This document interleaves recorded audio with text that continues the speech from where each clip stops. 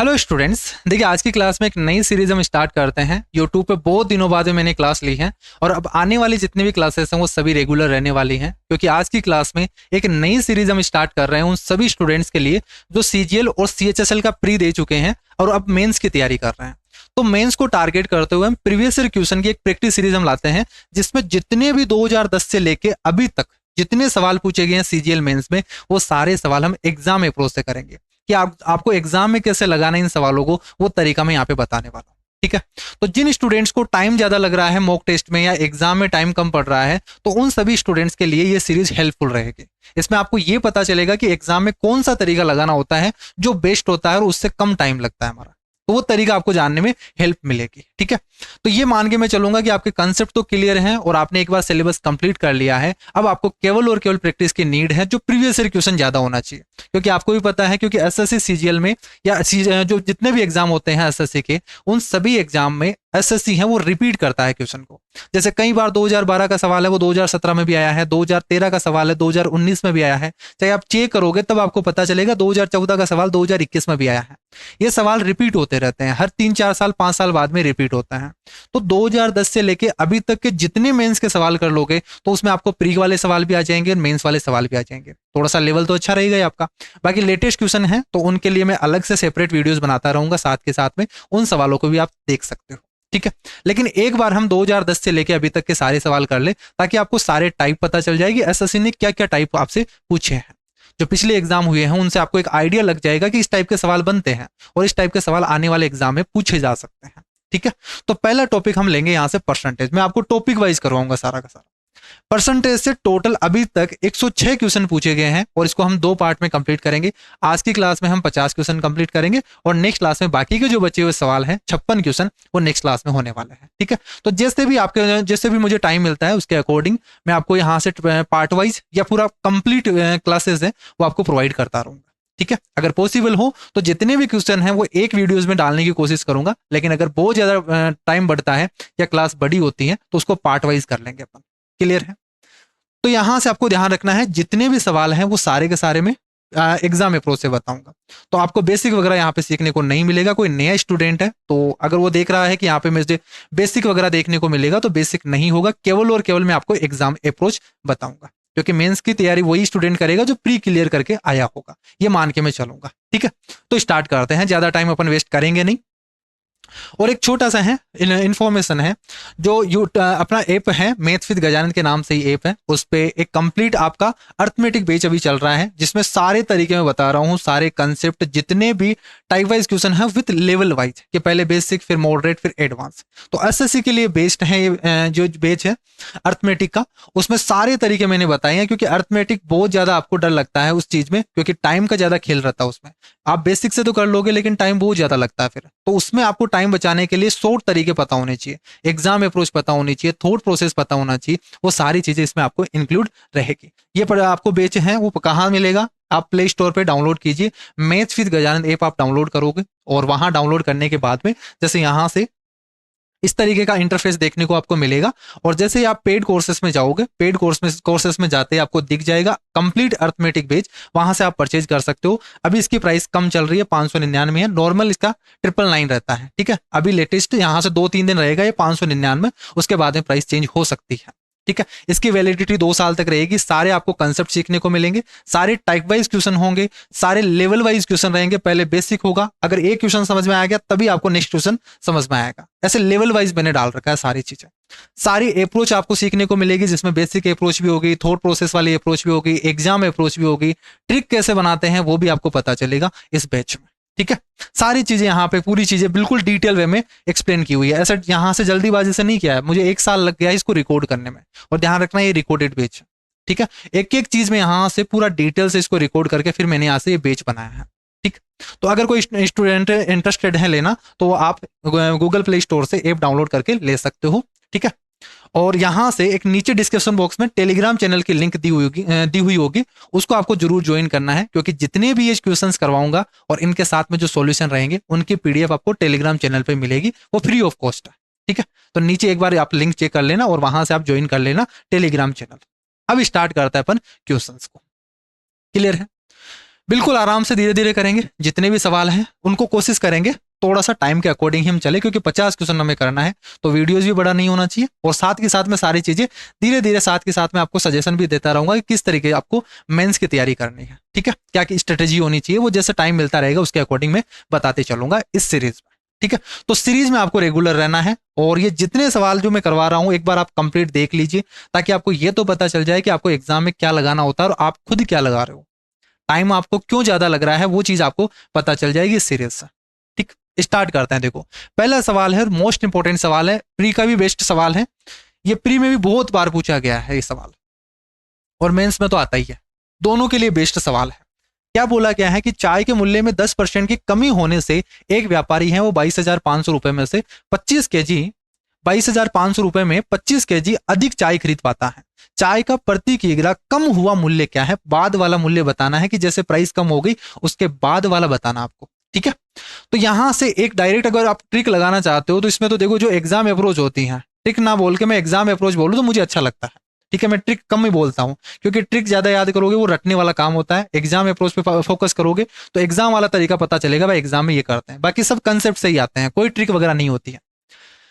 10% कम कर दो, देखो जैसे ही इसने 10% कम किया तो 22,500 में 25 केजी कम हो गया, तो सीधा सीधा ये कर दो कि 22,500 का आप 10% निकालोगे, और 10% निकालने का मतलब क्या है, लास्ट से जीरो हटा दो, ठीक है। तो आप सीधा सीधा ये बोल दोगे कि 2250 रुपए में वो कितने केजी खरीदता है, वो 25 केजी खरीद पाता है एक्स्ट्रा, तो ये बाद वाला प्राइस ही आ जाएगा, बस एग्जाम में इतना ही करना है, और 25 नाम 225, ये 90 रुपए पर केजी आ गया आपका आंसर, बस एग्जाम में इतना ही करना था। अगर इसको बेसिक से करना है तो दूसरा तरीका आपका फ्रैक्शन वाला तरीका है, पूरा बेसिक नहीं बताऊंगा मैं, यहां से फ्रैक्शन वाला तरीका बता देता हूं। बेसिक तरीका अलग होता है जिसमें अक्स वगैरह मानना होता है और पूरा डिटेल से सोल्व करना होता है, वो तरीका नहीं बता रहा मैं। आप क्या बोल सकते हो, यहां से 10% है, 10% का मतलब 10 से 1/10 होती है फ्रैक्शन, यानी 10 रुपए था तो इसकी प्राइस कितनी हो गई, 9 रुपए हो गई, ये प्राइस 9 रुपए हो गई, 10 से 9 हो गई, तो प्राइस अगर 10 से 9 हो गई तो कंजप्शन क्या हो जाएगा, 9 से 10 हो जाएगा, बढ़ जाएगा। भाई अगर प्राइस कम हो गई, कोई भी चीज की प्राइस कम हो गई तो फिर कंजप्शन तो ज्यादा हो गई ना, ठीक है। तो 9 से 10 हो गया, उसने कितना बोला कि कंजप्शन है, यानी जो 25 केजी है वो अधिक खरीद पाता है, तो 9 से 10 यहाँ पे कंजप्शन है, 9 से 10 हो गई, बढ़ गई, और कितनी बढ़ी, 1 यूनिट बढ़ी, 1 यूनिट की वैल्यू कितनी है, 25, 1 यूनिट की वैल्यू कितनी हो गई, 25 केजी। यानी अगर आपसे ये पूछा गया होता कि बाद में वो कितनी चाय खरीदता है, तो 25 × 10 कर दोगे 250 केजी, तो बाद में 250 केजी की चाय खरीदता है, और पहले कितनी खरीदता था, 25 × 9, 25 नाम 225 केजी।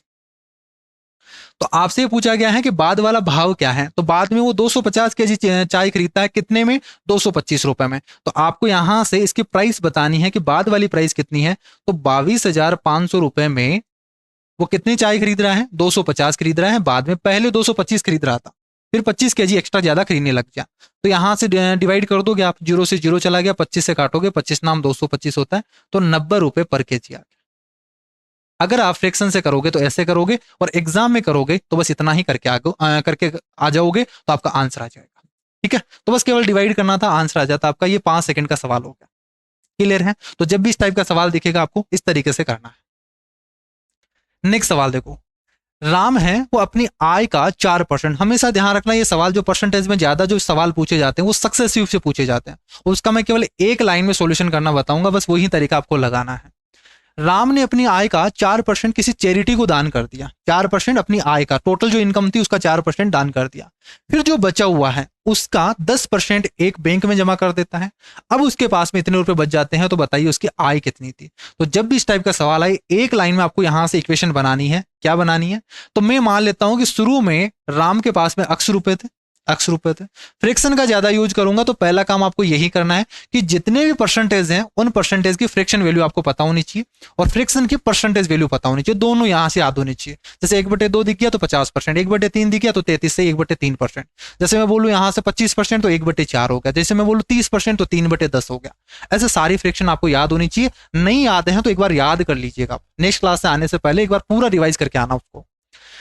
तो शुरू में उसकी इनकम अक्स थी और उसने 4% डोनेट कर दिया, 4% का मतलब क्या हो गया, 1/25। अब देखो डायरेक्ट यूज करूंगा, कैलकुलेशन हट जाएगी सारी की सारी। 4% का मतलब 1/25, तो 25 रुपए में से उसने 1 रुपए दान दे दिया, तो बचा कितना उसके पास, 24 रुपए बच गया, ठीक। फिर जो बचा हुआ अमाउंट है, ये बचा हुआ अमाउंट आ गया उसके पास, उसमें से वो 10% है वो बैंक में जमा कर देता है। 10% का मतलब 1/10, फ्रैक्शन 1/10 हो गई, यानी 10 रुपए में से वो 1 रुपए वो बैंक में जमा करा देता है, तो बचेगा कितना उसके पास में? 9 रुपए बचेगा, ये बच गया। तो ये बची हुई इनकम आ गई टोटल, और उसके पास में बची कितनी अब? 86, 40 बच गई। ये 86, 40 रुपए बच गई। तो बताना उसकी शुरू में आय कितनी थी, इनकम कितनी? तो अक्स थी, बस अक्स की वैल्यू निकाल दो, आंसर आ गया। इतना सा लिखना था। अब आपको सोल्व करना है, सारी कैलकुलेशन सब हट जाएगी। अब जो बची हुई कैलकुलेशन है वो तो करनी ही पड़ेगी। 9 से डिवाइड कर दोगे आप, तो यहां से 9 नाम 81 हो गया। कितना बच गया? 9 6 54, ये 960 बन गया। 24 से करोगे, 24 चौक 96 होता है, 40 बार चला गया। 40 इंटू 10 इंटू 25 करोगे तो 25 चौक 100 हो गया। तो यहां से कितना आ गया? 25 चौक 100 और 1 0 और 1 0 और है, आंसर आ गया आपके पास 10,000। तो उसके पास में शुरू में जो इनकम थी उसकी वो 10,000। ये हो गया आंसर। ऐसे करोगे आप, ठीक। ये टाइप का सवाल इंपॉर्टेंट है। इस तरीके से आपको जो ज्योमेट्री वाले सवाल होते हैं, जो यहां से आयत हो गया, सर्किल हो गया, यहां से जो कोण हो गया, इस तरीके के, उसमें क्या बोल देता है? उसमें रेडियस को बढ़ा देता है, कई बार लेंथ को बढ़ा देता है, ब्रेथ को बढ़ा देता है, उसमें परसेंटेज चेंज करता है, और फिर एरिया में या वॉल्यूम में चेंज पूछा जाता है। तो आपको ध्यान रखना है, बस फॉर्मूला पता होना चाहिए। देखो, आयत की लंबाई को, इसकी लेंथ को 10% बढ़ा दिया गया और ब्रीथ को, चौड़ाई को 10% कम कर दिया गया, तो उसका एरिया क्या होगा? ठीक है, ये भी एक सक्सेसिव का ही है। इसमें फॉर्मूला भी लगा सकते हो आप, बेसिक से भी कर सकते हो, आप फ्रैक्शन से भी कर सकते हो। मैं सजेस्ट करूंगा यहां से आपको फ्रैक्शन वाला तरीका लगाना है। तो देखो, लेंथ को क्या कर दिया इसने? 10% बढ़ा दिया, तो 10 से 11 कर दिया, ये 10 से 11 कर दिया। फिर इसने ब्रीथ को क्या कर दिया? 10% कम कर दिया। 10% का मतलब 1/10 है, तो 10 से 1 कम कर दिया, तो 9 कर दिया। क्या इसका जो एरिया होगा, वो एरिया क्या होता है? लेंथ इंटू ब्रीथ होता है एरिया, ये होता है। तो अगर इसको मल्टीप्लाई करोगे तो एरिया निकल के आएगा आपका। तो मुझे बताइए एरिया कितना हो गया? शुरू में उसका 100 था, पहले 100 था, और अब कितना हो गया? 99 हो गया। तो कितना चेंज आ गया? आप बोलोगे 1% है वो कम हो गया, 1% डिक्रीज हो गया। आंसर आ जाएगा आपका 1% डिक्रीज होगा, आपका आंसर ए ऑप्शन होगा। क्लियर? ठीक है। ये लेंथ इंटू ब्रेथ पे है, तो इसमें आप फॉर्मूला भी लगा सकते हो डायरेक्ट। अगर आप मेथड सेकंड का यूज करना चाहो, ये मेथड फर्स्ट हो गया, ये मेथड सेकंड। अगर सेकंड यूज करना चाहो तो इसमें ये फॉर्मूला यूज कर सकते हो, a plus b plus a b by 100। अगर 2 बार इंक्रीज किया जाता है या डिक्रीज किया जाता है, एक को इंक्रीज कर दे, एक को डिक्रीज कर दे, तो ये फॉर्मूला लगा दोगे, ओवरऑल इफेक्ट को बताएगा। तो एक को 10% बढ़ा दिया तो प्लस में रखोगे, दूसरे को डिक्रीज कर दिया तो माइनस का 10% करोगे, और प्लस माइनस माइनस होगा तो 100 डिवाइडेड बाई 100 करोगे, तो यहां से आ गया -1%।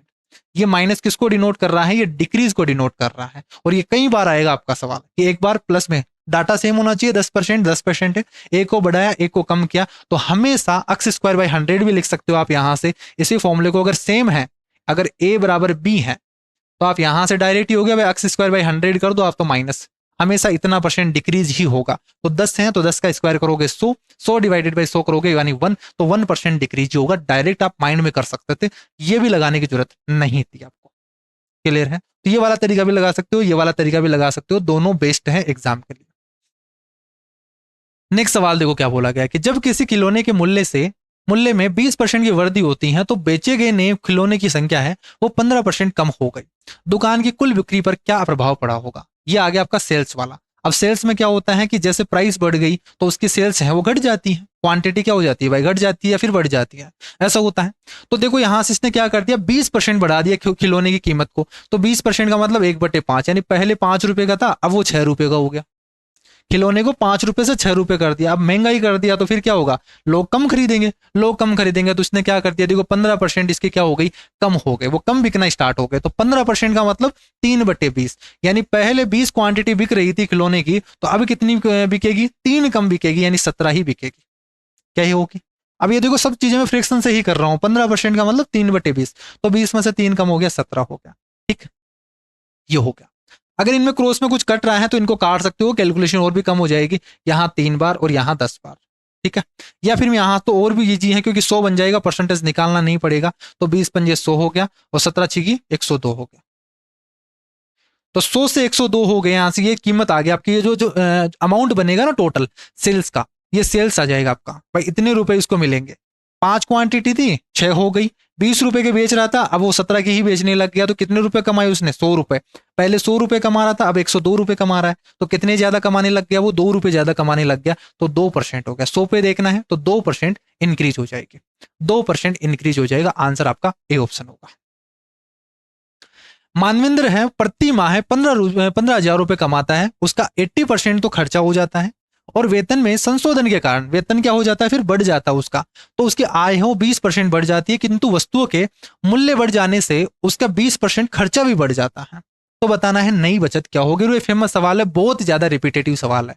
इसको देखो डायरेक्ट एग्जाम में कैसे करना है, अगर बेसिक से करोगे तो बहुत ज्यादा करते फिरोगे कि आप यहाँ से पहले 15,000 कमा रहा था, फिर कितना खर्च किया, कितना सेविंग किया, वो निकालोगे, फिर बाद में देखोगे कितना बढ़ाया तो बढ़ने के बाद में इनकम निकालोगे, वो चीजें आप करते फिरोगे, वो नहीं करना। आपको डायरेक्ट तरीका बता रहा हूं जो एग्जाम में आपको लगाना है इस टाइप के सवाल के लिए। इसीलिए ये सीरीज हेल्पफुल रहेगी आप, क्योंकि आपको एग्जाम में जो तरीका लगाना है जिस टाइप के सवाल को करने के लिए, वही तरीका मैं आपको बताऊंगा एग्जाम के लिए जो बेस्ट होगा। इसने बोला इनकम है वो 15,000 थी, ठीक है। एक्सपेंडिचर कितना था इसका, 80% था। 80% करोगे 15 का तो 15 इंटू 120 यानी, या फिर आप इस तरीके से कर दो 100 में ही मान लो आप, यहां 15,000 ना मान के मैं बोल देता हूं इसकी इनकम 100 रुपए थी, 80% खर्चा कर देता है यानी 80 रुपए खर्चा कर देता है, और सेविंग कितना कर लेता है, 20 रुपए बचा लेता है, 20 रुपए बचा लिया। फिर उसके इनकम में संशोधन हुआ, इनकम बढ़ाने के लिए कंपनी ने बोला, और कितना बढ़ा दिया कंपनी ने, 20% बढ़ा दिया। तो मैं बोल देता हूं कि शुरू में उसके पास में 100 रुपए इनकम थी, और जब बढ़ी दूसरे साल में तो कितनी बढ़ गई, 20%। तो इनकम में चेंज कितना आया, यहां से 20 का चेंज आ गया, इनकम उसकी 20 बढ़ गई। अब मैं बढ़ी हुई इनकम नहीं निकाल रहा कि 100 से बढ़कर 120 हो गए, मैं ये बोल रहा हूं इनकम 20 रुपए बढ़ी है, इनकम 20 रुपए बढ़ी, बट खर्चा भी बढ़ गया ना उनका।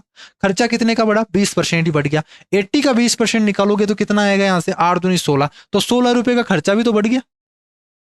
20 रुपए इनकम तो बढ़ी है दूसरे साल, बिल्कुल बढ़ी है, लेकिन खर्चा भी तो 16 रुपए बढ़ गया। इसका मतलब सेविंग में कितना चेंज आया होगा, तो 16 घटा दोगे, बाकी 4 रुपए तो उसकी सेविंग बढ़ी, तो आप बोलोगे 4 रुपए उसकी सेविंग बढ़ गई।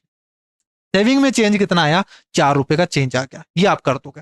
बोला उसकी नई बचत कितनी है, तो नई बचत कितनी होगी भाई, 4 रुपए बढ़ गई, तो नई बचत जो सेविंग होगी, जो सेविंग होगी, न्यू सेविंग होगी, वो पहले 20 रुपए थी, अब 4 रुपए बढ़ गई तो 24 रुपए हो गई, ये हो गए। लेकिन ये सब तो हमने यूनिट में माना है, इसकी रियल वैल्यू तो आपको दे रही है 15,000 इनकम की, जो हमने 100 मानी है, तो आप ये बोलोगे 15,000 है, 15,000 है, ये तो 100 यूनिट की वैल्यू है, और हमें क्या चाहिए, 24 यूनिट की वैल्यू चाहिए, जो सेविंग हुई है, नई सेविंग आई है, वो 24 यूनिट की वैल्यू चाहिए।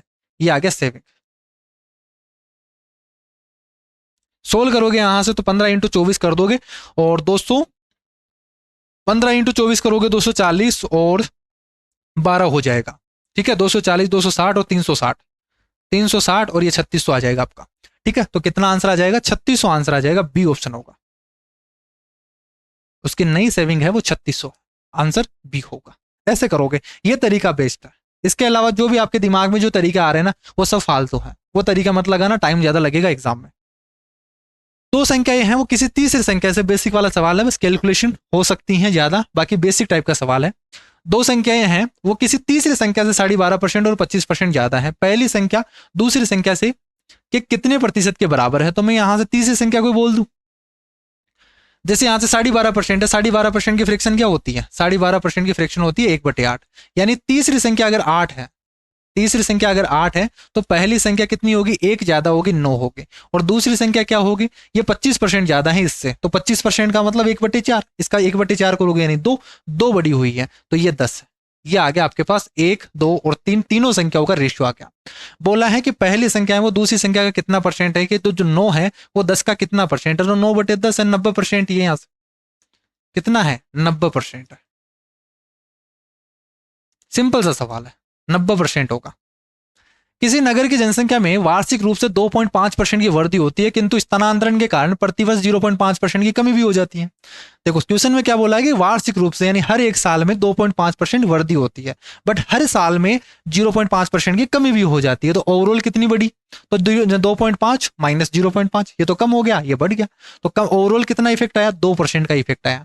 हर साल 2% इंक्रीज होती है, तो बताना है कि 2 साल बाद में कितने प्रतिशत वृद्धि हो जाएगी, तो सक्सेस ही हो गया। फॉर्मूला लगा दो आप, x plus y plus x y by 100 वाला फॉर्मूला लगा दो, और इससे कंपाउंड इंटरेस्ट में भी आपने इफेक्टिव रेट सीखी होगी, वही तरीका है। 2 का क्या निकालोगे, यहां से x plus y plus x y by 100 करोगे तो 4.04% आ जाएगा, आंसर ये हो गया। ये इफेक्टिव रेट भी याद होनी चाहिए आपको, कंपाउंड इंटरेस्ट वाली, इसी से आती है वो सारी चीजें। किसी कक्षा के 72% विद्यार्थियों ने जीव विज्ञान यानी बायोलॉजी लिया है और 44% ने मैथ लिया है। यदि प्रत्येक विद्यार्थी ने जीव विज्ञान, बायोलॉजी या मैथ में से कोई ना कोई एक सब्जेक्ट तो जरूर लिया है तथा 40 विद्यार्थियों ने ये दोनों सब्जेक्ट लिए हैं, कॉमन आ गया यहाँ से दोनों सब्जेक्ट का, कक्षा में विद्यार्थियों की टोटल संख्या कितनी है? तो आप इस तरीके से बोल सकते हो, वेन डायग्राम वाला सवाल हो गया कि आपके पास एक तो बायोलॉजी है, एक मैथ है। बायोलॉजी में टोटल कितने लिए हैं? 72% है, यानी ये पूरा 72% है, ठीक है, ये वाला, ये 72% है। मैथ में कितने लिए हैं? 44%। मैथ ने 44% लिया है, तो यहां से ये 44% है। अगर आप यहां से इन दोनों को जोड़ोगे, भाई देखो ये 100% होना चाहिए, टोटल 100% में से तो है भाई, टोटल 100 स्टूडेंट है, उसमें से 72 ये हैं और 44 इन्होंने मैथ लिया है। अगर मैं इन दोनों को जोड़ दूं, 72 और 44 को जोड़ूंगा, और यहां से ध्यान रखना एन ऑफ जो आता है आपके पास, यहां से देखो दोनों ने क्या ले लिया, ये ले लिया, और बीच वाला मुझे निकालना है, ये वाला। तो अगर मैं इन दोनों को जोड़ूंगा तो ये 72% और ये 44%, तो क्या ये दो बार जुड़ गया क्या बीच वाला पार्ट? तो 72 प्लस 44, अगर मुझे बीच वाला निकालना है कि कितना परसेंट है, तो 72 है। 72 प्लस 44, ये मैंने जैसे ही जोड़ा तो ये बार दो, जो बीच वाला जो पार्ट है कॉमन पार्ट, ये दो बार जुड़ गया, और इसमें से मैं पूरा पार्ट हटा देता हूं, सारा का सारा एक बार माइनस कर देता हूं 100 ही तो है ये पूरा टोटल घिरा हुआ एरिया, ये दो बार जुड़ गया, इसलिए 100 से ज्यादा जा रहा है। तो जितना 100 से ज्यादा होगा वही तो कॉमन वाला पार्ट होगा। तो जोड़ोगे आप, देखो यहाँ 7 4 11, तो 116 है, 116 माइनस 100 हो गया, यानी 16%। तो ये 16% कॉमन आ गया आपका, कि जो दोनों ने मैथ और बायोलॉजी लिया है, कॉमन लिया है, वो 16% है, और इस 16% की वैल्यू आपको दे रखी है कितनी? 40 दे रखी है। कितनी? 40 ही है, 40 स्टूडेंट है, ठीक है। तो बताना है कि यहां से कितने स्टूडेंट है, तो 100% की वैल्यू बतानी है, टोटल स्टूडेंट कितने होंगे। तो टोटल जो होंगे ये आ गया आपके पास कि जो 40 हैं वो 16% की वैल्यू है, और 100% की वैल्यू आप बता दोगे, आंसर आ जाएगा। सोल्व करेंगे, 4 चौक 16 और 250 आ गया, 250। तो इस क्लास में जो स्टूडेंट थे वो 250 थे, आंसर आपका सी ऑप्शन होगा। अब वो स्टार्ट होता है अपने 2012 वाले सवाल। अभी जितने भी सवाल किए हैं वो 2011 मेंस में पूछे गए सवाल थे। अब स्टार्ट करते हैं 2012 वाले। क्या पूछा गया? देखो यहाँ से, एक आदमी के पास में एक निश्चित राशि थी, उसमें से 20% एक वस्तु को खरीदने में खर्च कर देता है। अब देखो फिर से सक्सेसिव वाला टाइप आ गया, एक लाइन में करेंगे, अब रिपीट होंगे सारे सवाल। टोटल इनकम उसकी एक्स थी, इसमें से 20% वो खर्चा कर देता है, 20% का मतलब 1/5, तो 5 रुपए में से 1 रुपए खर्च कर दिया, तो बचा 4 रुपए तथा शेष। अब जो शेष आ गया आपके पास, देखो शेष निकाला है मैंने यहाँ से, रिमेनिंग आ गया। इस रिमेनिंग का 5% वो ट्रांसपोर्टेशन पे खर्च कर देता है, ट्रांसपोर्टेशन पे खर्च करता है।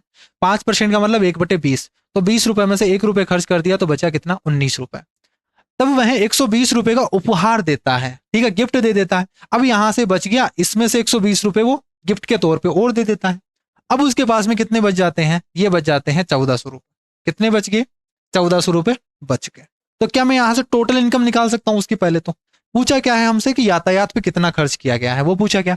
तो पहले यहां तो पता तो चले कि इसकी इनकम कितनी थी, फिर निकाल लेंगे बाद में। तो यहां से आप बोलोगे एक्स की वैल्यू निकालने, जो 120 है उधर जाएगा तो कितना बन जाएगा? यहाँ से ये 120 है, उधर जाके बन गया आपका 1520 बन गया। क्या ये बन गया? 1520। अब सोल्व करेंगे, यहाँ से 19 अंटे 152 होता है, 80 बार चला गया, 4 से डिवाइड करोगे 20 बार हो गया। सोल्व करेंगे, 20 पंजे 100 हो गया, और 2000 हो गया, यानी इसकी इनकम जो थी वो 2000 रुपए थी। इनकम कितनी थी? 2000 थी। इनकम तो 2000 है, लेकिन हमें ट्रांसपोर्टेशन पे पूछा गया है कि ट्रांसपोर्ट पे कितना खर्च किया गया इसने। तो ट्रांसपोर्ट पे कितना खर्च किया? 2000 में से उसने 20% तो वस्तु को खरीदने में खर्च किया गया था, तो यहां से 5 से 4, और जो बचा हुआ था इसका 5% क्या था, तो इसका 5% आप निकालोगे, तो 5 डिवाइडेड बाई 100 कर दो, 5% हो गया। 0 से 0 चला गया, 5 से 5 चला गया, 4 दूनी 8, 80 रुपए उसने ट्रांसपोर्टेशन पे खर्च किया है। आंसर आपका बी ऑप्शन हो जाएगा। एक तो तरीका ये है, एक दूसरा तरीका और होता है इस क्वेश्चन को करने का। देखो अर्थमेटिक में जितने भी क्वेश्चन होते हैं ना, वो सारे क्वेश्चन है वो आप मल्टीपल अप्रोच से कर सकते हो, और वो बेच में मैंने वही चीज आपको समझाई है कि आप एक ही क्वेश्चन को आप 7-7 तरीके से, 6-6 तरीके से कैसे कर सकते हो। जितने तरीके पॉसिबल होंगे वो सारे तरीके मैंने उस बेच में बताए हैं। अगर कोई बेसिक से ही तैयारी करना चाहता है बिल्कुल जीरो लेवल से, तो वो बेच आपके लिए हेल्पफुल रहेगा, ध्यान रखना। इससे बेस्ट कहीं नहीं मिलेगा, चाहे कोई सा भी आप टॉप टीचर का देख लेना, कितने भी टीचर हो, चाहे गगन प्रताप, आदित्य रंजन, कोई भी आप नाम सोचते हो, सबको आपको पता है, उनसे बेस्ट ही मिलेगा आपको। एक ही बार सिखाऊंगा, लेकिन सारी चीजें बेस्ट सिखाऊंगा। एक चीज को यहां से, इसी सवाल को देखो, इसे भी कर सकते हो आप। कि आपको यहाँ से इनकम 100 रुपये थी, 100 रुपये में से इसने बोला कि मैं 20% है वो वस्तु को खरीदने में खर्च कर देता हूँ, तो 20 रुपये उसने वस्तु को खरीदने में खर्च कर दिए। फिर जो बचा हुआ है तो रिमेनिंग कितना बचा यहाँ से, आप बोलोगे 80 रुपये बच गया। इस 80 रुपये में से 5% उसने ट्रांसपोर्टेशन पे खर्च किया है, 5% उसने ट्रांसपोर्ट पे खर्च कर दिया, तो 8 पंजे 40 यानी 4 रुपये उसने ट्रांसपोर्ट पे खर्च कर दिया। अब उसके पास में कितने बच गए, तो आप बोलोगे अब जो रिमेनिंग बचे हैं वो 76 बचे हैं, 76 बचे हैं। उसने 120 रुपये का उपहार भी लिया है, अगर वो नहीं लेता, गिफ्ट नहीं लेता, तब उसके पास में कितना बचता, 1400 रुपये तो बचे ही हैं। और 1400 में से अगर गिफ्ट नहीं लेता वो, तो यहाँ से 120 रुपये और बच जाते उसके पास में। यानी जो 76 यूनिट की वैल्यू है वो क्या 1520 हो गई क्या, तो आप ये बोलोगे इस यूनिट की वैल्यू है वो 1520 हो गई, 1520 की वन है। तो यहां से कितने गुना हो गया, ये यहां से हो गया आपका 7 दूनी 14, पूरा का पूरा 20 गुना ही हो गया क्या, ये 20 गुना हो गया टोटल। अगर एक यूनिट की वैल्यू 20 यूनिट है, एक यूनिट की वैल्यू 20 है, तो हमें चाहिए ट्रांसपोर्टेशन का, तो ट्रांसपोर्टेशन का चाहिए, तो इसको भी आप 20 से मल्टीप्लाई कर दो, तो कितना आ जाएगा आंसर, 80 आ जाएगा बिना कुछ कैलकुलेशन के। ट्रांसपोर्टेशन पे उसने कितना खर्च किया, 80 रुपये खर्च किया। ऐसे भी आप कर सकते हो, इसको हम बोलते हैं ट्री मेथड। ठीक है, इस टाइप के सवाल भी बहुत बार पूछे गए हैं। एक परीक्षा में 42% छात्र हैं वो अंग्रेजी में, 43% छात्र हैं वो गणित में फेल हो जाते हैं। यदि छात्र 17% छात्र दोनों विषयों में फेल हो जाते हैं, तो कितने ऐसे छात्र हैं जो दोनों विषयों में सफल होते हैं। हमेशा ध्यान रखना, जब दोनों सब्जेक्ट यहाँ पे जो कॉमन दे रखा होता है उसको हम पकड़ते हैं। कॉमन क्या दे रखा आपको, 17% विषय हैं वो फेल हो जाते हैं, तो हम ये निकालेंगे टोटल कितने स्टूडेंट उस क्लास में फेल हुए हैं। तो इसके लिए फॉर्मूला होता है A + B - C, ये वाला। ये C तो डिनोट करता है कॉमन को, ये पहला पार्ट हो गया, दूसरा वाला पार्ट हो गया ऐसा। तो यहां से 42% फेल हुए हैं, तो फेल वाले लिखोगे। अगर पास होता तो 100 में से घटा के आप लिख देते हैं 42, और ये हो गया 43। ठीक है, इसमें फेल हो गए। और कॉमन दोनों में कितने फेल हो गए, 17 फेल हो गए। तो ये आपके पास टोटल फेल्ड स्टूडेंट आ जाएंगे जो फेल हुए हैं पूरी क्लास में, इतने परसेंट फेल हो गए।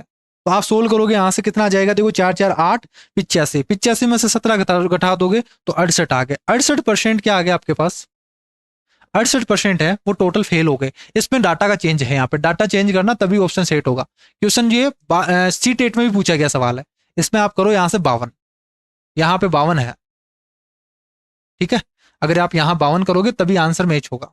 कैलकुलेशन यहाँ पे डाटा में चेंज है, 52 - 17 कर दोगे तो कितना आ जाएगा, यहाँ से 5 और 4 9, 94 है। 94 में से 17 घटा दोगे, तो 94 में से आप 17 घटाओगे तो कितना बच जाएगा, यहाँ से 20 ही घटा दो, 20 घटा के यानी 74, 74 और 3 जोड़ोगे 77 हो जाएगा। तो 77% हो गया। 77% फेल हो गए हैं, तो पास होने वाले परसेंटेज कितना हो जाएगा, आपसे पूछा गया पास परसेंटेज, तो टोटल 100% में से आप 77 घटा दोगे तो बचे कितने, यहां से 23% बच गया। 23% स्टूडेंट्स हैं वो इस क्लास में पास होंगे, ये आ जाएगा आपका आंसर। ठीक है, नेक्स्ट देखो यहां से। अब देखो इलेक्शन वाले सवाल हैं। इलेक्शन वाले सवाल बहुत इजी होते हैं, चाहे किसी भी टाइप का सवाल आए। मैं एक लाइन में आपको करना सिखाऊंगा, इसमें कोई बेसिक तरीका नहीं लगाना आपको। एक चुनाव में 2 उम्मीदवार हैं, एक उम्मीदवार है वो 40% वोट प्राप्त करता है, उसको आप थोट प्रोसेस से कर सकते हो, एक लाइन में, सिंगल लाइन में। एक उम्मीदवार को 40% मिलते हैं और वह 298 वोटों से हार जाता है दूसरे वाले से, तो डाले गए टोटल वोट कितने हैं। तो बिल्कुल बेसिक सवाल है और इसको आप बिना पेन लगाए सोल्व कर सकते हो। कैसे, एक को मिलते हैं 40% और वो हार जाता है, तो अगर एक को 40% मिला है तो दूसरे को कितना मिलेगा, 60%, बाकी का बचा हुआ 60% उसको मिलेगा। तो एक को 40 वोट मिले, एक को 60 मिले। ठीक, हारा कितने से, वो 20 वोट से हार गया, और यही बोला गया 298 वोट से हार गया है। तो क्या ये 298 है वो 20% की वैल्यू है क्या, 298 20% की वैल्यू है, हमें चाहिए 100% की वैल्यू, टोटल चाहिए हमें। तो 298 वो 20% की वैल्यू है, 100% की वैल्यू चाहिए, तो 5 से मल्टीप्लाई कर दो इसको। 298 को 5 से मल्टीप्लाई करोगे तो 5 × 15, तो 1500 में से कुछ कम होगा, और 30 कम कर दो 1500 में से, 1500 में से 10 कम कर दोगे, 1500 में से 10 कम कर दोगे, आंसर 1490 आएगा आंसर। बिना पेन लगाए आप इस तरीके से सोल्व कर सकते हो। कैसे सोल्व किया मैंने बता देता हूं। मैं बोल रहा हूं कि टोटल यहां से 100 वोट थे, 100 वोट में से जो लूजर है उसको तो मिले हैं 40%, और जो विनर है उसको कितना मिलेगा, बाकी का बचा हुआ 60% मिलेगा। इसको 40% मिल गया, इसको 60% मिल गया। मुझे बताइए कितने वोटों से जीता या कितने वोटों से हारा, तो इसका डिफरेंस ही होगा। तो ये 20% से हार गया, और यही बोला गया है कि 298 मतों से दूसरे उम्मीदवार से हार गया है। तो क्या इस 20% की वैल्यू तो आपको दे रखी है, इस 20% की वैल्यू 298 दे रखी है, और आपको क्या चाहिए, 100% की वैल्यू चाहिए, क्योंकि टोटल 100% आपके पास वोट था। तो 100% की वैल्यू निकालने के लिए क्या करोगे, इसको 5 से ही तो मल्टीप्लाई करोगे। तो 298 इंटू 5 कर दोगे। 5 से मल्टीप्लाई करने का तरीका क्या है, ट्रिक बता देता हूं आपको। क्या करना है, इसका आधा करना, 2 से भाग देके जीरो लगा देना आपको। देखो 1 और 4 दूनी 8, 9 दूनी 18, एक जीरो लगा दो, आंसर आ गया। ऐसे 5 से मल्टीप्लाई करता है। अब देखो यहां से 2013 वाले सवाल होते हैं, मीन्स 2013 के स्टार्ट हो चुके हैं सवाल। आपसे बोला गया है एक संख्या में 22.5% की वृद्धि करने पर वह 98 हो जाती है, तो बताइए वह संख्या कितनी है। बिल्कुल सिंपल सा सवाल है कि इसमें 22.5% की इंक्रीज किया गया है। अब देखो हमें कई परसेंटेज आपको ऐसे देखेंगे उसके फ्रैक्शन याद नहीं होगी, तो उसको कन्वर्ट कर लीजिए आप। 22.5% का मतलब होता है 45/2। अगर परसेंटेज से फ्रैक्शन में जाना है तो 100 से डिवाइड करते हैं, 100 से डिवाइड कर दोगे आप तो फ्रैक्शन निकल के आ जाएगी। यहाँ से 5 से डिवाइड करोगे, 5 नाम 45, 5 से डिवाइड करोगे 5 चौक 20, तो 9/40 आ गई इसकी फ्रैक्शन। हम फ्रैक्शन से ही काम करेंगे सारा चीज, क्योंकि कैलकुलेशन कम हो जाती है। यानी शुरू में जो संख्या थी वो 40 थी और बढ़कर कितनी हो गई, 9 बढ़ गई उसमें, तो 49 हो गई। तो आप ये डायरेक्ट बोल दोगे भाई बढ़कर 98 हुई है तो ये 49 की वैल्यू है। भाई 40 में 9 बढ़ गया तो 49 हो गई, और हमें चाहिए ओरिजिनल वैल्यू तो 40 ही चाहिए। ये 40 है, ये आपकी ओरिजिनल वैल्यू है, ये इंक्रीज्ड वैल्यू है। कितनी इंक्रीज हुई है वो, तो 49 द्वारा डबल कर दोगे, 2 है और 2 को 80 40 से मल्टीप्लाई करोगे तो 80 आ जाएगा आंसर। ये सिंपल सा सवाल है, ऐसे होगा। इस तरीके से हम एग्जाम में करते हैं। नेक्स्ट सवाल देखो यहां से। नेक्स्ट आपसे बोला गया है कि एक परीक्षा में ए को बी की अपेक्षा 25% अधिक अंक मिलते हैं और बी को सी की अपेक्षा 10% कम अंक मिले हैं, और सी को डी की अपेक्षा 25% अधिक अंक मिले हैं। तब बताइए कि यदि डी को अगर इतने मिलते हैं तो ए को कितने मिलेंगे। तो आपको रेशियो चाहिए ए बी सी डी का। तो मैं बोल देता हूं यहां से क्या क्या बोला गया उसके अकॉर्डिंग लिख देते हैं अपन। ये 4 बंदे हैं, बोला है कि ए को बी की अपेक्षा 25% अधिक मिला है। 25% का मतलब 1/4, यानी इसको अगर 4 रुपए मिले हैं तो इसको 1 रुपए ज्यादा मिलेगा तो 5 रुपए मिलेगा। ऐसे हो गया। या मार्क की बात करें तो इसको ज्यादा मार्क मिलेंगे, 1 मार्क ज्यादा मिलेगा। बी को सी की अपेक्षा 10% कम अंक मिलते हैं, तो 10% का मतलब 1/10। इसको अगर 10 मिलते हैं, इसको 1 कम मिलेगा तो 9 मिलेगा। ये रेशियो आ गया यहां से, ठीक है। सी को डी की अपेक्षा 25% अधिक अंक मिलते हैं, तो इसको 4 मिलेंगे तो इसको कितना मिलेगा, 5 मिलेगा। क्या यही बोला क्या आपसे, ठीक है। अब मुझे ओवरऑल चाहिए यहां पे इनका सभी का रेशियो। तो ध्यान रखना ये ट्रिक है एक तरीके से, इनके सभी की ए बी का रेशियो दे दे, बी सी का रेशियो दे दे, सी और डी का रेशियो दे दे, तो direct a b c d का रेशियो कैसे निकालोगे। ध्यान रखना यहां पे 4 है तो इधर खाली है पूरा का पूरा, इसके आगे 4 ही लिख दो आप। यहां 9 लिखा हुआ है, इससे पहले कुछ ही नहीं है तो इसको भी 9 ही लिख दो आप। 10 है, इसके बाहर खाली जगह है तो इधर भी आप 10 लिख दोगे। इधर देखो खाली जगह है 5 है तो 5 लिख दोगे, ये लिख दो। अब सभी को मल्टीप्लाई कर दो तो रेशियो निकल के आ जाएगा ए बी सी डी का।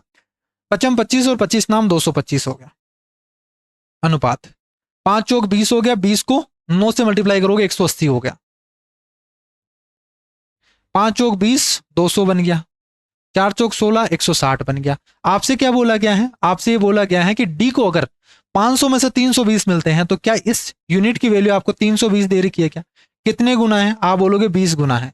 ये अगर 20 गुना है तो ए का पूछा गया है तो ए को कितना मिलेगा, इसको भी तो 20 गुना ही मिलेगा। सॉरी 20 गुना नहीं है, 2 गुना है। कितने गुना है, 2 गुना है, तो इसको भी आप 2 से मल्टीप्लाई कर दोगे तो 22 2 44 और कितना बन जाएगा आपका 45 बन जाएगा, 450 आ जाएगा। 450 मार्क मिलेंगे ए को, आंसर ये होगा। एक परीक्षा में 40 50 60 छात्रों वाले 3 समूह हैं, 3 ग्रुप हैं और इनमें से एग्जाम में भाग लिया है। उनका उत्तीर्णता प्रतिशत तो यानी सक्सेस होने का जो पास होने का जो परसेंटेज है वो 100%, 90 और 80 था। यानी 100% हो गया तो 40 स्टूडेंट के 40 स्टूडेंट ही पास हो गए, तो ये जो पास हुए हैं वो 40 हो गए। दूसरे में इस ग्रुप के 90% पास हुए हैं तो 9 पंजे 45 यानी 45 पास हो गए। 60 में से 80% हुए हैं तो 8 6 48 यानी 48 स्टूडेंट पास हो गए हैं। कितने में से, टोटल स्टूडेंट कितने हैं, 60 5 110 110 और 40 150 में से, ठीक है 150 में। तो लिखना चाहो तो ऐसे लिख सकते हो 40 + 50 + 60। लिखने की जरूरत नहीं है, एग्जाम में बस है। जोड़ोगे यहां से कितना बन जाएगा, देखो 4 4 8 4 3 12 120 तो 1 बन गया, 120 130 130 और 133, ऊपर हो गया 133 और नीचे बन गया 150। इंटू 100 कर दोगे परसेंटेज के लिए, सोल्व करेंगे तो 50 2 100 और 50 दिया 150, तो 13 दूना 26, 266 डिवाइडेड बाई 3 करोगे तो कितना आ जाएगा 3 × 24 और 3 × 24 25 26 2/3 है तो 6 6 6 6 इस तरीके से चलता जाएगा। 88.666 आएगा, या फिर आप कर सकते हो 88 सही 2/3%, ये भी बोल सकते हैं। यदि ये घन का प्रत्येक सिरा है, देखो क्यूब आ गया, एक क्यूब का एक सिरा 50% बढ़ा दिया, 50% का मतलब क्या होता है, 2 से 3 कर दिया गया, 2 से 3 कर दिया गया, तो उसका पृष्ठीय क्षेत्रफल, पृष्ठीय क्षेत्रफल क्या होगा, साइड स्क्वायर होगा, तो दोनों तरफ आप स्क्वायर कर दो, बस इतना ही करना आपको एग्जाम में। क्या हो गया, 4 से 9 हो गया, 4 से 9 हो गया। कितना परसेंट इंक्रीज हो गया, 4 से 9 होने का मतलब यहां से 5 बढ़ गया कितने पर, 4 पे, तो 1/4 का मतलब 25 होता है, 25 पंजे 125% हो गया। अब देखो फ्रैक्शन से परसेंटेज पता होना चाहिए सारा, ये हो गया 125%। ऐसा देखते ही कर दोगे, सोल्व करने की जरूरत नहीं पड़ेगी आपको। नेक्स्ट सवाल देखो, वापस से यही आ गया आपका, एक घन की भुजा है वो 10% बढ़ा दी गई है, तो वॉल्यूम में क्या चेंज होगा। 10% का मतलब 10 से 11 कर दिया, 10 से 11 कर दिया, वॉल्यूम क्या होगा, वॉल्यूम हो जाएगा क्यूब, वॉल्यूम यही तो होता है, साइड का क्यूब कर दोगे, तो 1000 से कितना हो गया, 1331 हो गया, 1000 से 1331 हो गया। तो अगर मैं एक जीरो को हटा दूं, यहाँ पे पॉइंट लगा दूं, 133 हो गया, 133.1 हो गया, तो 100 से 133 यानी इंक्रीज कितना हो गया यहाँ से, तो 33.1% इंक्रीज हो गया, 33.1% इंक्रीज हो गया। या फिर अगर आपको कंपाउंड इंटरेस्ट में पता है कि 10% जब हम बढ़ाते हैं तो 3 साल के लिए क्या होता है, 33.1% इंक्रीज होता है, वही इफेक्टिव रेट वाला है, इसी से आता है फॉर्मूला से। किसी वस्तु की कीमत में 21% की कमी करने पर कोई व्यक्ति है वो 100 रुपए में 3 केजी, पहला सवाल ही आ गया आपका वापस से, तो 100 का 21% निकाल दो, 100 का 21% यानी 21 रुपए में, 21 रुपए में वो 3 केजी खरीदता है, तो ये न्यू प्राइस आ गई, बाद वाली प्राइस कि बाद में ये भाव रहेगा उसका, तो ये 7 रुपए होगा, ठीक है, बाद वाला। और पूछा भी क्या है हमसे कि वस्तु की प्रति किग्रा कम की गई कीमत वाली कितनी है, तो 7 रुपए ही है, 7 रुपए ही है, आंसर डी ऑप्शन होगा। ऐसे करना आपको। 320 के 10% में कितनी जोड़ा जाए, कौन सी संख्या जोड़ी जाए ताकि 230 का 30% बन जाए। 320 का 10% निकालोगे तो क्या 32 ही हो गया, क्या से 32 हो गया। इसमें मैं क्या जोड़ूं ताकि 230 का 30% बन जाए, तो 23 या 69 बन जाए, 69 बन जाए, तो अक्स की वैल्यू क्या होनी चाहिए यहां से, तो आप बोलोगे 37 होनी चाहिए, आंसर 37 आ गया। सिंपल सा सवाल, मेंस में पूछे जाते हैं, ऐसे सवाल भी पूछे जाते हैं यहाँ से, कोई जरूरी नहीं है कि हार्ड ही सवाल पूछे जाए, मैं आपको इजी सवाल भी पूछे जाएंगे। एक स्कूल में छात्रों की संख्या में प्रत्येक दूसरे वर्ष में, देखो इफेक्ट यहां से सक्सेसिव वाला ज्यादा पूछा जाएगा, हर दूसरे वर्ष में 10% की वृद्धि होती है और कमी होती है, हर 2 सालों में एक बार बढ़ाया जाता है, एक बार कम किया जाता है 10%। वर्ष 2000 में वृद्धि हुई है, तो 2003 में 2000 की तुलना में कितने परसेंट इंक्रीज हुआ है या डिक्रीज हुआ है वो बताना है। तो मुझे बताइए, 2000 में बोला गया, 2000 में क्या किया गया, इंक्रीज किया गया, तो 10 से 11 कर दिया गया। 2001 में वापस क्या होगा, डिक्रीज हो जाएगा, तो 10 से 9 हो गया। 2002 में वापस से इंक्रीज होगा, तो 10 से 11 हो गया। क्या ये 2003 ही आ गई क्या आपके पास, तो 2003 का तो हमें बताना ही है कि 2003 में क्या हुआ। तो 2003 में क्या हो गया, ये 1000 से ये हो गया 99, 11 9 99 इंटू 11 कर दोगे आप, तो 99 इंटू 11 करना है, तो देखो 9 और 9 9 18 का 8 हासिल किया, एक 9 और एक 10, 1089 बन गया, 1089 बन गया। तो 1000 से 1089 हो गया कि 2000 में 1000 था, तो 2003 में कितना हो गया, 1089 हो गया, एक तरीके से ये बोल सकते हो। तो जीरो से अगर मैं काट दूं तो 108.9 हो गया, कितना चेंज आ गया, 8.9% इंक्रीज हो गया, 8.9% इंक्रीज हो गया, आंसर ए ऑप्शन होगा। 2 वर्ष पहले मेरी मोटर बाइक का मूल्य है वो इतना था, फिर 4% क्या हो गया, यहां पे डिक्रीज हो गई, इसकी प्राइस 4% डिक्रीज हो गई, 2 साल पहले थी ये, तो सॉरी यहां से 2 साल पहले मेरी मोटर बाइक का मूल्य ये था और 4% मूल्य है वो डिक्रीज हो रहा है, इस समय उसका मूल्य क्या है, तो सक्सेसिव है एक तरीके से। तो आप ये बोल सकते हो डायरेक्ट 62,500 था, पहली साल 4% कम हुआ, 4% का मतलब क्या होता है, 1/25, यानी 25 में 1 रुपए कम हो गया, तो 24 हो गया। फिर दूसरे साल 25 से 24 हो गया, 25 से 24 हो गया, तो 2 साल बाद में यही होगा आपका प्राइस, बस इतना ही करना है। तो देखो 25 और 25 625, ये 625 से 625, 24 का स्क्वायर होता है 576 और ये हो गया 576,000, आंसर। ये होती है एग्जाम अप्रोच, कुछ भी दिमाग नहीं लगाना, जैसे बोला उसके अकॉर्डिंग करते रहो, बस खेल सारा फ्रिक्शन का है। अब स्टार्ट करते हैं 2014 वाले सवाल। अब ध्यान रखना 2011 से लेके 2015 तक बहुत इजी सवाल पूछे जाते थे, अब 2015 से लेके थोड़े से स्टैंडर्ड आगे कर दिया गया, क्वेश्चंस का थोड़ा सा अच्छा लेवल कर दिया गया। तो अब जितने भी चैप्टर हम करने वाले हैं वो सभी चैप्टर 2015 से 2023 तक जितने मेंस में क्वेश्चन पूछे गए हैं वो सवाल करेंगे अपन, 2010 से 2015 वाले सवाल को हटा देंगे। ये पहले से पीपीटी बनी हुई थी मेरी, तो उसलिए मैं यहाँ से 2010 वाले स्टार्ट किया मैंने, बाकी 2015 से लेके 10 सालों के हम क्वेश्चन करेंगे, आने वाले जितने भी चैप्टर हैं उनके। ठीक है, एक बार इस क्वेश्चन को आप ट्राई करो, मैं पानी पी के आता हूं।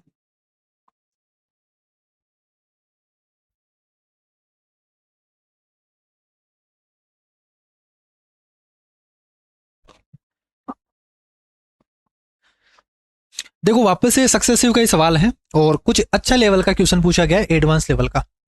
दिखने में आपको दिखेगा, बाकी सिंपल सा सवाल है। 1980 से 1990 तक किसी देश की जनसंख्या में 20% की वृद्धि हुई। भाई 1980 से 90 तक 20%, यानी पहली बार 20% बढ़ा दिया गया।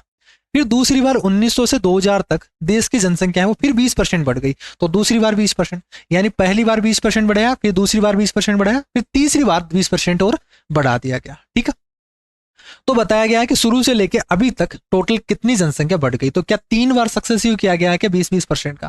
तो आप डायरेक्ट यहां से फ्रैक्शन से ही कर दो, 20% का मतलब 20 पंजे 100, 5 से 6, और 3 बार सक्सेसिव किया गया है तो क्यूब कर दो आप। ये इतना सा सवाल है, इसमें कोई तरीका नहीं लगाना आपको अलग से। तो आप ये बोलोगे 125 से हो गया 216, कितना इंक्रीज हो गया यहां से? तो आप बोलोगे 5 और 1 6 हो गया। 12 के बाद में कितना बच जाएगा यहां से? 12 और 9 21 डिवाइडेड बाई 125 इंटू 100, ये हो गया। इसको सोल्व कर दो, आंसर आ जाएगा 25 चौक 100 और 25 पंजे 125।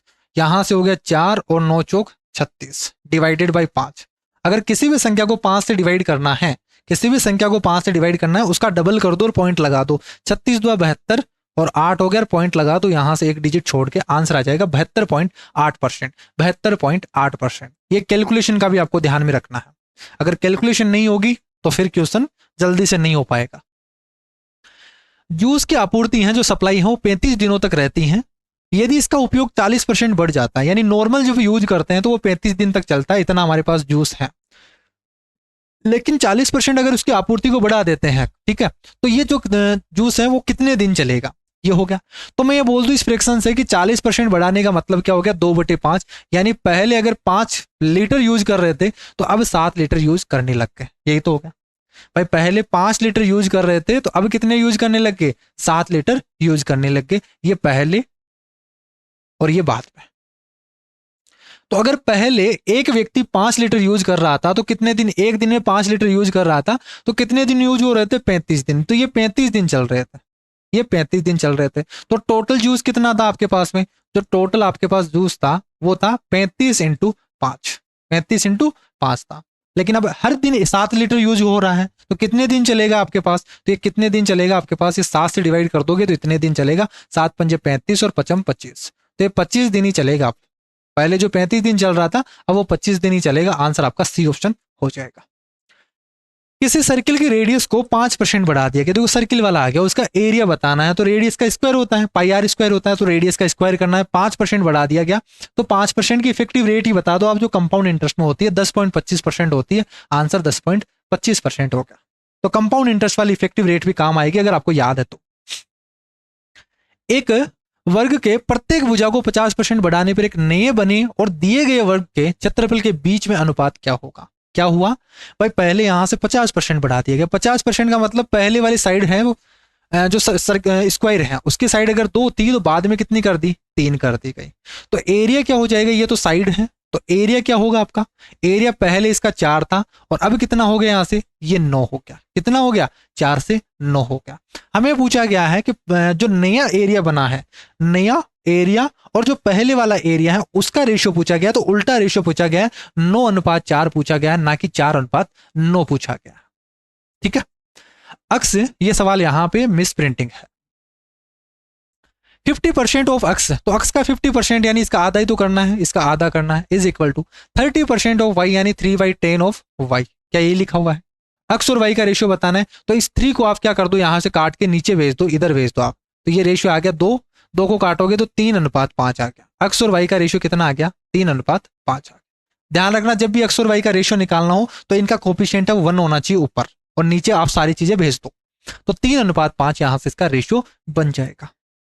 नेक्स्ट सवाल देखो, श्री अक्स और श्री वाई ने, श्री अक्स और श्री वाई है वो प्रत्येक ने 10% ऑफ कूपन पर उपयोग करते हुए एक ही तरह के मोटरसाइकिल खरीदे हैं। क्वेश्चन देखने में बहुत बड़ा दिख रहा है, बहुत अजीब सा सवाल दिख रहा है, बट बहुत इजी सवाल है ये सवाल। देखो क्या बोला गया, भाई एक्स और वाई हैं, दो व्यक्ति हैं, उन्होंने सेम 10% के डिस्काउंट पे एक मोटरसाइकिल खरीदी है, दोनों ही सेम है। जो एक्स व्यक्ति है उसका जो कैशियर है वो क्या कर देता है, पहले 10% की छूट देता है, वो 10% की छूट उसको दे देता है और फिर उसके बाद में उस पर 8.5% टैक्स जोड़ देता है। और जबकि वाई जो व्यक्ति है उसका जो सेल्समैन है, जो बेचने वाला है, कैशियर है, वो क्या करता है, पहले उस पर बिक्री लगा देता है 8.5% की और फिर 10% का डिस्काउंट देता है। तो यहां हमसे पूछा गया है कि दोनों है वो श्री एक्स है वो श्री वाई की तुलना में ज्यादा देता है या कम देता है या बराबर देता है। दोनों हैं जो पैसे हैं, कौन कम देगा, कौन ज्यादा देगा या फिर बराबर देगा, ये आपको बताना है। तो इसका छोटा सा कंसेप्ट आपका ये यूज हो रहा है कि जब भी हम परसेंटेज निकालते हैं तो एक्स का वाई परसेंट निकालो, जो वाई का एक्स परसेंट निकालो, कोई फर्क नहीं पड़ता। जैसे हम एक्स की बात करें तो एक्स ने क्या किया, उसका कोई भी प्राइस रहा होगा उस मोटरसाइकिल का, जैसे मान लीजिए 100 रुपए था, ठीक है, मैं बोल देता हूं, इसमें कुछ नहीं बोला, तो जैसे कुछ भी प्राइस रहा होगा पी होगा, इस पी प्राइस पर पहले उसने क्या कर दिया, टैक्स लगा दिया, पहले उसने टैक्स लगा दिया, तो इस पर कुछ ना कुछ टैक्स लगाया 8.5% का, तो यानी 108% कर दिया उसने, इसको 8% कर दिया, इतना टैक्स बढ़ा दिया, फिर उसने 10% का डिस्काउंट दे दिया तो 90% में ही दिया, तो ये हो गया। जबकि वाई कितना पे करेगा इसके लिए, तो जैसे उसकी प्राइस पी थी तो उसने पहले, उसके कैशियर ने पहले डिस्काउंट दे दिया तो इस पर 90% दे दिया और फिर उस पर 108 उसके 8.5% का टैक्स जोड़ दिया, तो ये हो गया। तो क्या ये दोनों बराबर ही तो है आपके पास में, दोनों क्या है, बराबर ही है। एक को पहले लिख दिया, एक को बाद में लिख दिया, एक को पहले लिख दिया, एक को बाद में लिख दिया, यही तो क्या है। तो दोनों ही क्या है आपके पास, सेम है। भाई एक तरीके से हो गया कि अक्स का आप अक्स का वाई परसेंट निकालो, जो वाई का अक्स परसेंट निकालो, बात तो एक ही है, ठीक है। तो दोनों ही बराबर पैसा देंगे, कोई फर्क नहीं पड़ेगा, पहले टैक्स लगाओ चाहे बाद में टैक्स लगाओ, ठीक। एक एंटिक की कीमत है, एक एंटिक की कीमत है वो 20% की कमी हो जाती है, फिर इससे 20%, फिर इसके कीमत में 10% की और कमी कर दी जाती है, तो कितना इफेक्ट आ गया। इसको फ्रैक्शन से भी कर सकते हो, फॉर्मूले से भी कर सकते हो। पहले 20% की 5 से 4 कर दिया गया, फिर 10% और कम कर दिया तो 10 से 9 कर दिया गया। तो यहां से कितना हो गया, देखो 50 से 36 कर दिया गया, 50 से 36 कर दिया यानी 100 से 72 कर दिया, यानी 50 से 36 का मतलब कितना हो गया, 100 से 72 कर दिया, तो कितना कम हो गया, 28% कम हो गया, आंसर आ गया 28%। तो यहां चेक करोगे 28% क्या हो गया, डिक्रीज हो गया। एक तो ये तरीका लगा सकते हो, ठीक। दूसरा तरीका आप यहां से फॉर्मूला भी लगा सकते हो कि पहले 20% कमी कर दिया गया, फिर 10% कमी कर दिया गया, माइनस माइनस प्लस हो जाएगा, 20 इंटू 10 करोगे 200 डिवाइडेड बाई 100 हो जाएगा। -30 में से 2 घटाओगे, माइनस का 28% आ गया। माइनस किसको डिनोट कर रहा है, डिक्रीज को डिनोट कर रहा है, 28% आ गया। ऐसे भी कर सकते हो आप। ए का वार्षिक वेतन का, एक का वार्षिक वेतन का 25% बी के वार्षिक वेतन के 80% के बराबर है। तो पहली चीज तो यही बोला गया है कि ए का जो वेतन है उसका 25% यानी 1/4, ए का 1/4 ये बराबर है बी के 80% के। 80% का मतलब 4/5, 4/5 ऑफ बी के, ठीक। बी का तो यहां से मैं बोल सकता हूं कि ए और बी का जो रेशियो आ गया वो कितना आ गया, अगर मैं 4 को इधर भेज दूं तो ये आ गया आपका 16:5 आ गया, 16:5 आ गया, ए और बी का रेशियो आ गया। फिर आगे बोला गया है कि बी का मासिक वेतन है, बी का मासिक वेतन है वो सी के मासिक वेतन का 40% है, और सी का जो वेतन है वो वार्षिक वेतन है 6 लाख। अब देखो इनमें जब हम पढ़ते हैं ना तो ये चीजें इग्नोर कर देते हैं अपन। यहां हमें बोला गया है मंथली, यहां बोला गया है आपको ईयरली, एनुअल बोला गया है। ये जो इनकम दे रखी है वो ईयरली दे रखी है 6 लाख। तो अगर किसी बंदे की 6 लाख इनकम है तो 12 से भाग दोगे, 12 पंजे 60, यानी हर महीने वो 50,000 रुपए कमा रहा है। तो सी है उसकी मंथली जो इनकम है, सी की जो मंथली इनकम है वो कितना कमा रहा है, वो 50,000 कमा रहा है, ठीक है, ये बोला गया। और बी की जो इनकम है, बी की जो इनकम है वो सी की इनकम का 40% है। तो मुझे बताइए बी की इनकम कितनी आ जाएगी यहां से, मंथली इनकम कि 50,000 का 40% है, तो 50,000 का इसका 40% आप निकाल दो, तो ये आ गया आपके पास 5 के 20 यानी 20,000 रुपए। तो बी है वो 20,000 रुपए कमा रहा है, बी की इनकम है वो 20,000 है। अब यहां से रेशियो ही आ गया आपके पास कि बी की, ए और बी का रेशियो दे रखा है, तो इस 5 यूनिट की वैल्यू कितनी है, 20,000 है। तो मुझे क्या चाहिए यहां से, एक की इनकम ही तो चाहिए, एक की मासिक इनकम चाहिए, तो मासिक इनकम ही निकल के आ जाएगी। 5 यूनिट की वैल्यू 20,000 है, एक यूनिट की वैल्यू कितनी है, 4,000 है, एक यूनिट की वैल्यू 4,000 है, तो 16 यूनिट की वैल्यू कितनी होगी, 64,000 हो जाएगी। ये आ गया आपका आंसर। इसको भी आप 4,000 से मल्टीप्लाई कर दो, ये कर दो। क्या क्लियर है क्या यहाँ से? ये छोटी छोटी चीजें हैं और ज्यादा क्वेश्चन हार्ड रहते नहीं है परसेंटेज में। दो संख्याएं हैं वो तीसरी संख्या से, हमेशा ध्यान रखना अर्थमेटिक में क्वेश्चन को हार्ड आप खुद बनाते हो। आप जिस जो तरीका यूज करते हो, जो बेसिक तरीका लगाते हो या कोई भी कैलकुलेशन करते हो, क्वेश्चन हार्ड आप खुद बनाते हो। एग्जामिनर कभी भी उस क्वेश्चन को हार्ड नहीं बनाता, वो माइंड में खुद सोच के उस क्वेश्चन को बनाता है। तो सोच लीजिए कितना ईजी रहा होगा उस क्वेश्चन। वो खुद माइंड में सोच के, थॉट प्रोसेस से सोच के फिर उस क्वेश्चन को बना रहा है कि ये कैलकुलेशन दे रहा है, डाटा वो दे रहा है, तो इसके मतलब वो माइंड में कर रहा है उस क्वेश्चन को। और आप उस पेन लगा लगा के उस सवाल को बड़ा बना देते हो, इतना बड़ा बना देते हो कि फिर आपसे कैलकुलेशन होती नहीं, एग्जाम में छोड़ के आते हो। और हर सवाल को आप आराम से बिना पेन लगाए भी कर सकते हो, और डायरेक्ट आप अगर पेन भी लगाए तो आप कुछ कैलकुलेशन करके ही सोल्व कर सकते हो। ठीक है, तो आपका तरीका इंपॉर्टेंट है, तरीका आप कौन सा लगाते हो एग्जाम में, वो चीज महत्वपूर्ण है। दो संख्याएं हैं वो तीसरी संख्या से 30% और 37% कम है, यानी तीसरी संख्या को अगर मैं 100 मान लूं, तीसरी संख्या को अगर मैं 100 मान लूं, तो पहली और दूसरी संख्या क्या होगी? पहली और दूसरी संख्या क्या हो जाएगी? एक 30 कम है तो ये 70 है, और दूसरी 37 कम है तो 7 और कम है तो 63, तो ये क्या होगी? 63 होगी। ठीक है, बोला है दूसरी संख्या में पहली संख्या से, पहली संख्या में कितने प्रतिशत कम है, तो यहां से कितने कम है? तो आप बोलोगे 7 ही कम है। कितने से? 70 से है, इंटू 100 कर दोगे तो यहां से आ गया 10%। ये 10% आ गया, 10% कम है। चीनी के मूल्य में 20% कमी होने के कारण, वापस से वही सेम सवाल, कमी होने पर खरीदार है वो 160 रुपए में 8 केजी चीनी अधिक खरीद पाता है। कमी होने से पहले चीनी का मूल्य क्या है? देखो अब नया सवाल, उसी टाइप का सवाल है। एक बार तो ये पूछ ले कि कमी होने से पहले वाला भाव बता दो, और एक आपसे पूछ ले कमी होने के बाद में नई जो भाव आया है, नई जो प्राइस है वो आपसे पूछा जाए। अगर नई प्राइस आई है तो जो अभी हमने 2 क्वेश्चन किए हैं उसके अकॉर्डिंग आप करोगे। अगर पहले वाली पूछ ले तो इसके लिए आप रेशियो मेथड लगाओ तो बेस्ट रहेगा। कैसे? 20% कम हो गई यहां से, तो 20% का मतलब 5 से 4 हो गई। इन यहां से प्राइस है वो 5 से 4 हो गई, तो कंजप्शन क्या होगी? उल्टा हो जाएगा, 4 से 5 हो जाएगी। कंजप्शन 4 से 5 हो गए। इसने बोला 8 केजी अधिक बढ़ जाती है, तो क्या 4 से 5 बढ़ गई, यानी 1 यूनिट की वैल्यू आपको 8 केजी तो दे रखी है। यहां हमारे पास 1 केजी, 1 यूनिट बढ़ा है, जबकि आपको दे रखा है 8 केजी। 1 यूनिट की वैल्यू 8 केजी आ गई, तो बाद में तो यहां से बाद वाला अगर मैं खपत निकालना चाहूं, ये भी पूछ लेता है कई बार, 8 यूनिट की वैल्यू निकाल, सॉरी 5 यूनिट की वैल्यू निकालना चाहूं तो ये 40 केजी, यानी बाद में वो 40 केजी खरीद रहा था, और पहले कितना खरीद रहा था? अगर मैं इसको 8 से मल्टीप्लाई कर दूं तो 8 चौक 32 केजी। तो पहले वो 32 केजी खरीद रहा था, बाद में वो 40 केजी खरीदने लग गया। कितने रुपए में? 160 रुपए में। तो क्या यहां से पहले वाली प्राइस आ जाएगी आपके पास कि 160 रुपए में वो 32 केजी खरीद रहा है, तो यहां से 5 रुपए पर केजी के हिसाब से ही तो खरीद रहा है वो। तो पहले वाला भाव ये होगा आपका, 5 रुपए पर केजी आ जाएगा। ये आंसर होगा। अगर मुझे बाद वाला भी निकालना है, इसी टाइप से इसी क्वेश्चन में निकालना है कि आफ्टर वाला न्यू प्राइस मुझे निकालनी, अगर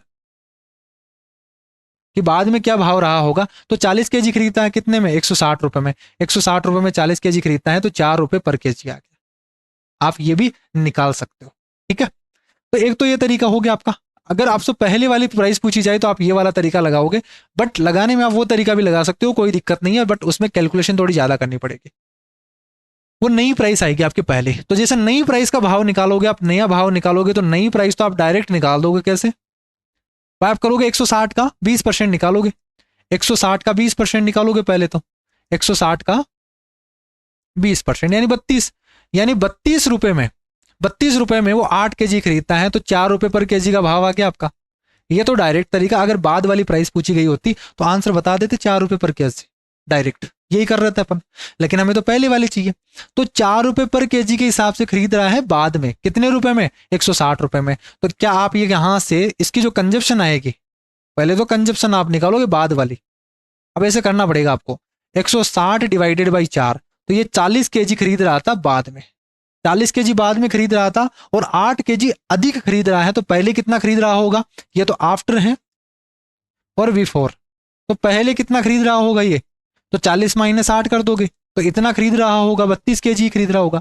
और ये 32 केजी कितने रुपए में? 160 रुपए में। तो प्राइस आ जाएगी आपकी यहां से, ये 32 केजी है वो 160 रुपए में खरीद रहा था वो, तो 32 खरीद रहा था तो 5 रुपए पर केजी। ऐसे दिमाग लगाना पड़ेगा जो कि बहुत बड़ा बन जाएगा, और एग्जाम में ये तरीके नहीं आ पाएंगे आपको। ठीक है, करने में ये तरीका लगा सकते हो, लेकिन अगर बाद वाला पूछा जाए तो ये तरीका लगाना है, पहले वाला तरीका पूछा जाए, पहले वाली प्राइस पूछी जाए तो ये वाला तरीका लगाना बेस्ट एग्जाम में ये होगा। और दोनों क्वेश्चन इंपॉर्टेंट है, दोनों टाइप के सवाल बहुत इंपॉर्टेंट है, रिपीटेटिव सवाल है, आएंगे आपके सवाल। नेक्स्ट सवाल देखो क्या बोला गया, एक नगर में 1000 निवासियों में से 60% तो क्या है, पुरुष है, ठीक है, मेल है, जिसमें से 20% तो एजुकेटेड है, लिटरेट है। तो बताना है कि नगर में कितने प्रतिशत महिलाएं साक्षर हैं। देखो 1000 आपके पास टोटल क्या है, नागरिक है यहाँ पे, 1000 में से 60% तो क्या है, मेल है, तो बाकी के बची हुई क्या होंगे, फीमेल होगी।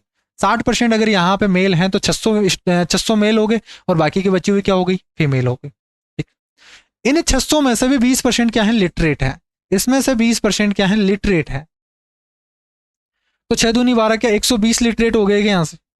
और यहाँ हमसे एक चीज यहाँ पे हिंदी में छोड़ दी गई है कि 25% लिटरेट है टोटल के, टोटल 25 के लिटरेट है, तो यहां से आप बोलोगे टोटल जो लिटरेट हो गए, मीनिंग क्या है, LITERAT,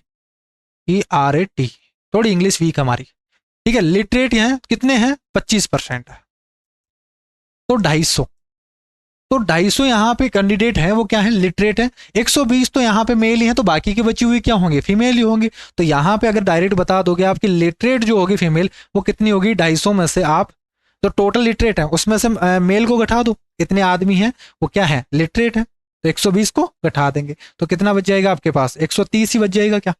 तो 130 महिलाएं क्या है यहाँ पे, लिटरेट है, 130 महिलाएं लिटरेट है। पूछा गया है कि कितने नगर में कितने प्रतिशत महिलाएं साक्षर हैं, तो यहाँ पे लिटरेट परसेंट कितना आ जाएगा,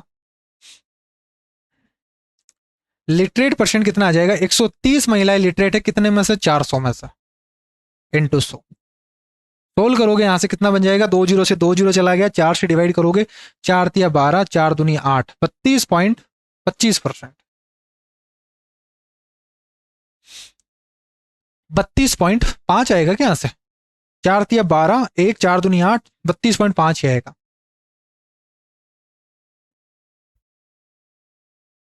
बत्तीस पॉइंट पांच परसेंट क्या होंगी यहाँ पे, जो वोमेन है वो यहाँ पे लिटरेट हो गए। क्लियर है। नेक्स्ट क्वेश्चन देखो यहां से,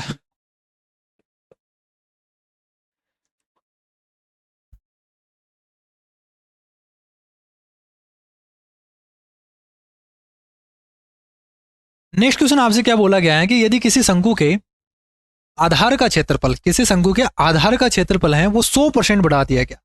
100% बढ़ाने का मतलब क्या हो गया कि दुगना ही कर दिया एक तरीके से, 100% पूरा का पूरा ही बढ़ा दिया गया। जैसे कोई संख्या 2 है तो 2 ही और बढ़ा दिया गया तो 4 कर दिया गया, डबल कर दिया गया उसको।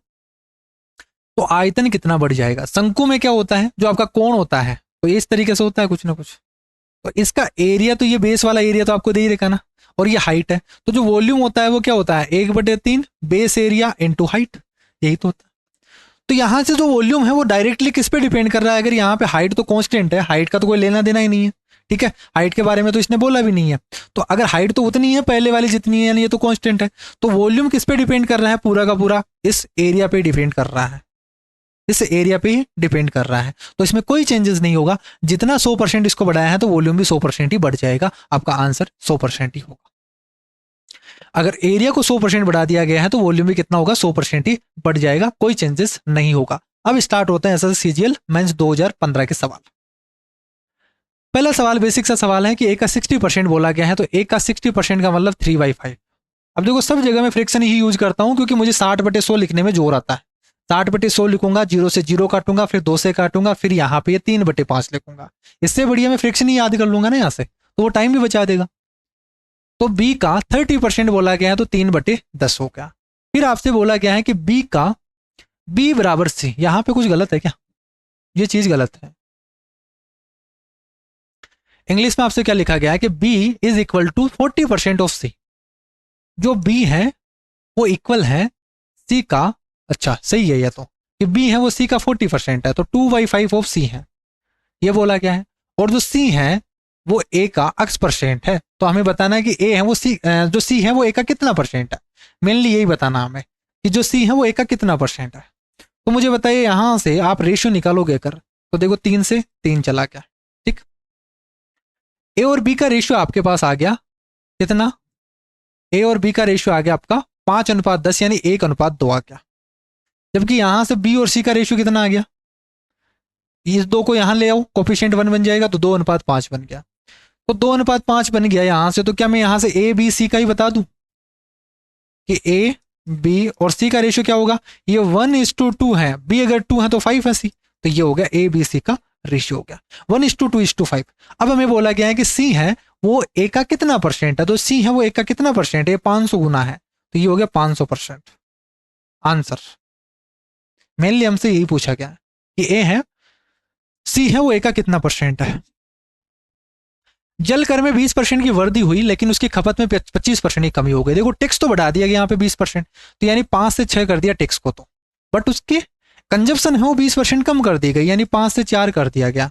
तो यहाँ से ओवरऑल जो सेल्स में हुआ, जो यहाँ से इफेक्ट आया इसका एक्सपेंडिचर में, तो धन के खर्च में वृद्धि या कमी क्या होगी, तो 25 से क्या हो गया, पहले 25 रुपए खर्चा हो रहा था, अब 24 रुपए खर्चा हो रहा है, तो 1 रुपए कम खर्चा होने लग गया किस पे, 25 रुपए पर। अब देखो 1/25 देखते ही आंसर बोल दोगे 4%, तो यहाँ पे सोल्व करने की जरूरत नहीं पड़ेगी, आप 100 लिखोगे फिर सोल्व करोगे। एग्जाम में यहीं पे आपका टाइम बचता है, 2-2 सेकंड बचाओगे तभी बचेगा आपका। तो 4% डिक्रीज होगा, ध्यान रखना यहाँ पे डिक्रीज है, तो 4% डिक्रीज होगा, ये होगा। किसी कार्यालय में स्टाफ का 40% महिलाएं हैं, 70% महिला स्टाफ और 50% पुरुष स्टाफ है, वो विवाहित है। टोटल अगर 100 कैंडिडेट हैं, 100 एम्प्लॉय हैं, तो उसमें से 40 तो क्या है, वो मेन है, फीमेल है, और बाकी के जो 60 हैं वो क्या है, मेल है। 70% महिला जो स्टाफ है और 50% जो पुरुष स्टाफ है वो विवाहित है। जो यहाँ पे मेरिड है, जो मेरिड है वो मेन वो कितनी है, 70%, तो 7 चौक 28 यानी 28, तो यहाँ पे मेरिड है। और यहाँ पे मेल कितने मेरिड हैं, तो आपके पास ये जो मेरिड है वो है 50%, तो इसका आधा 30 है। ठीक है, हमें पूछा गया है इसमें अविवाहित कितने हैं, अनमेरिड कितने हैं, तो आप ये बोलोगे अनमेरिड कितने हैं, बाकी के बच्चे हुए अनमेरिड होंगे, 28 और 2 30 और 40, तो 12 तो यहाँ अनमेरिड है, और यहाँ पे अनमेरिड कितने हैं, तो 30 यहाँ पे अनमेरिड है। ठीक है, तो टोटल कितने हो गए, तो आप बोलोगे 12 और 30 42, तो 42 कैंडिडेट यहाँ पे क्या हो गए, अनमेरिड है। तो 42 है, 100 का 42% बताओगे तो 42% ही हो जाएगा ये। सही, 100 में से 42 देखोगे तो 42% ही हो जाएगा, आंसर 42%।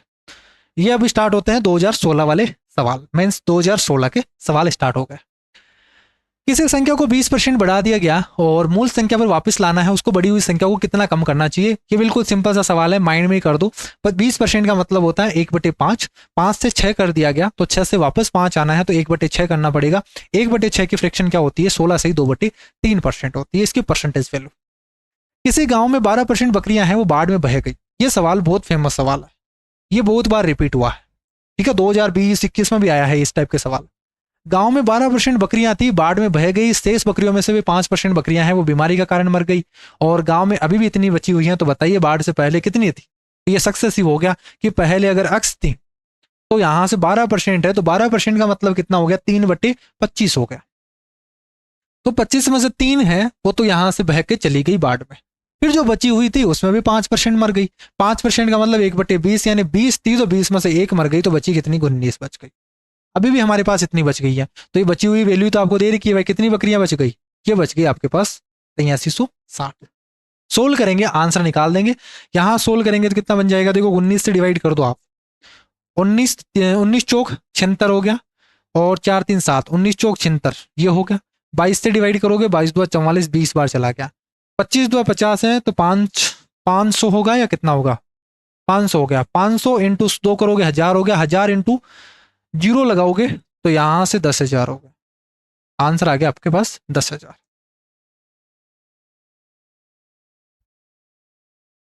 बी ऑप्शन होगा।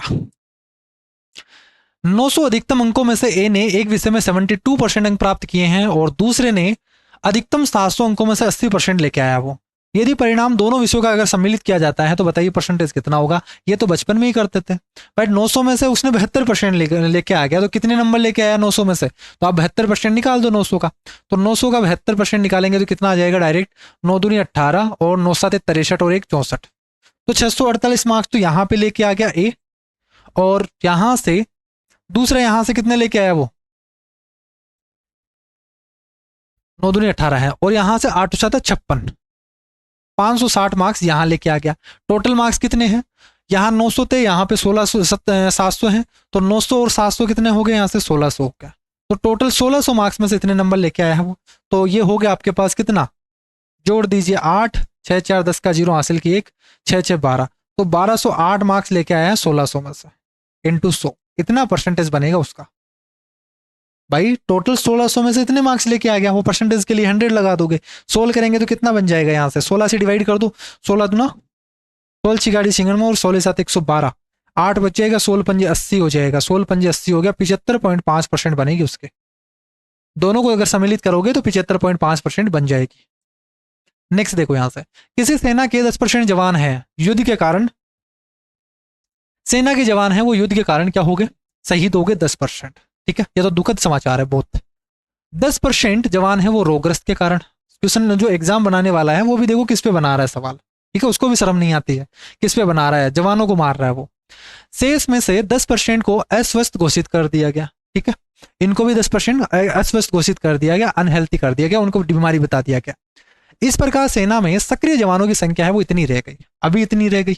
तो बताना है कि पहले कितनी थी, तो सक्सेसिव वाला सवाल है कि पहले अगर मैं मान लूं कि अक्स जवान थे और इसमें से 10% तो क्या हो गए, शहीद हो गए, तो 10 में से एक शहीद हो गया तो बचा कितना, यहां से 9 बच गए, तो इतने बच गए। फिर 10% रोगग्रस्त के कारण हो गए, तो 10 के कारण 10 में से एक वापस से रोगग्रस्त के कारण डेथ हो गई। और फिर बचे हुए हैं उनमें से भी 10% को क्या कर दिया गया, अस्वस्थ घोषित कर दिया गया, तो 10 में से 9 को अस्वस्थ घोषित कर दिया गया। अभी कितने बचे हैं, ये बचे हैं 7,29,000। तो मुझे बताइए यहां से एक्स की वैल्यू क्या होगी।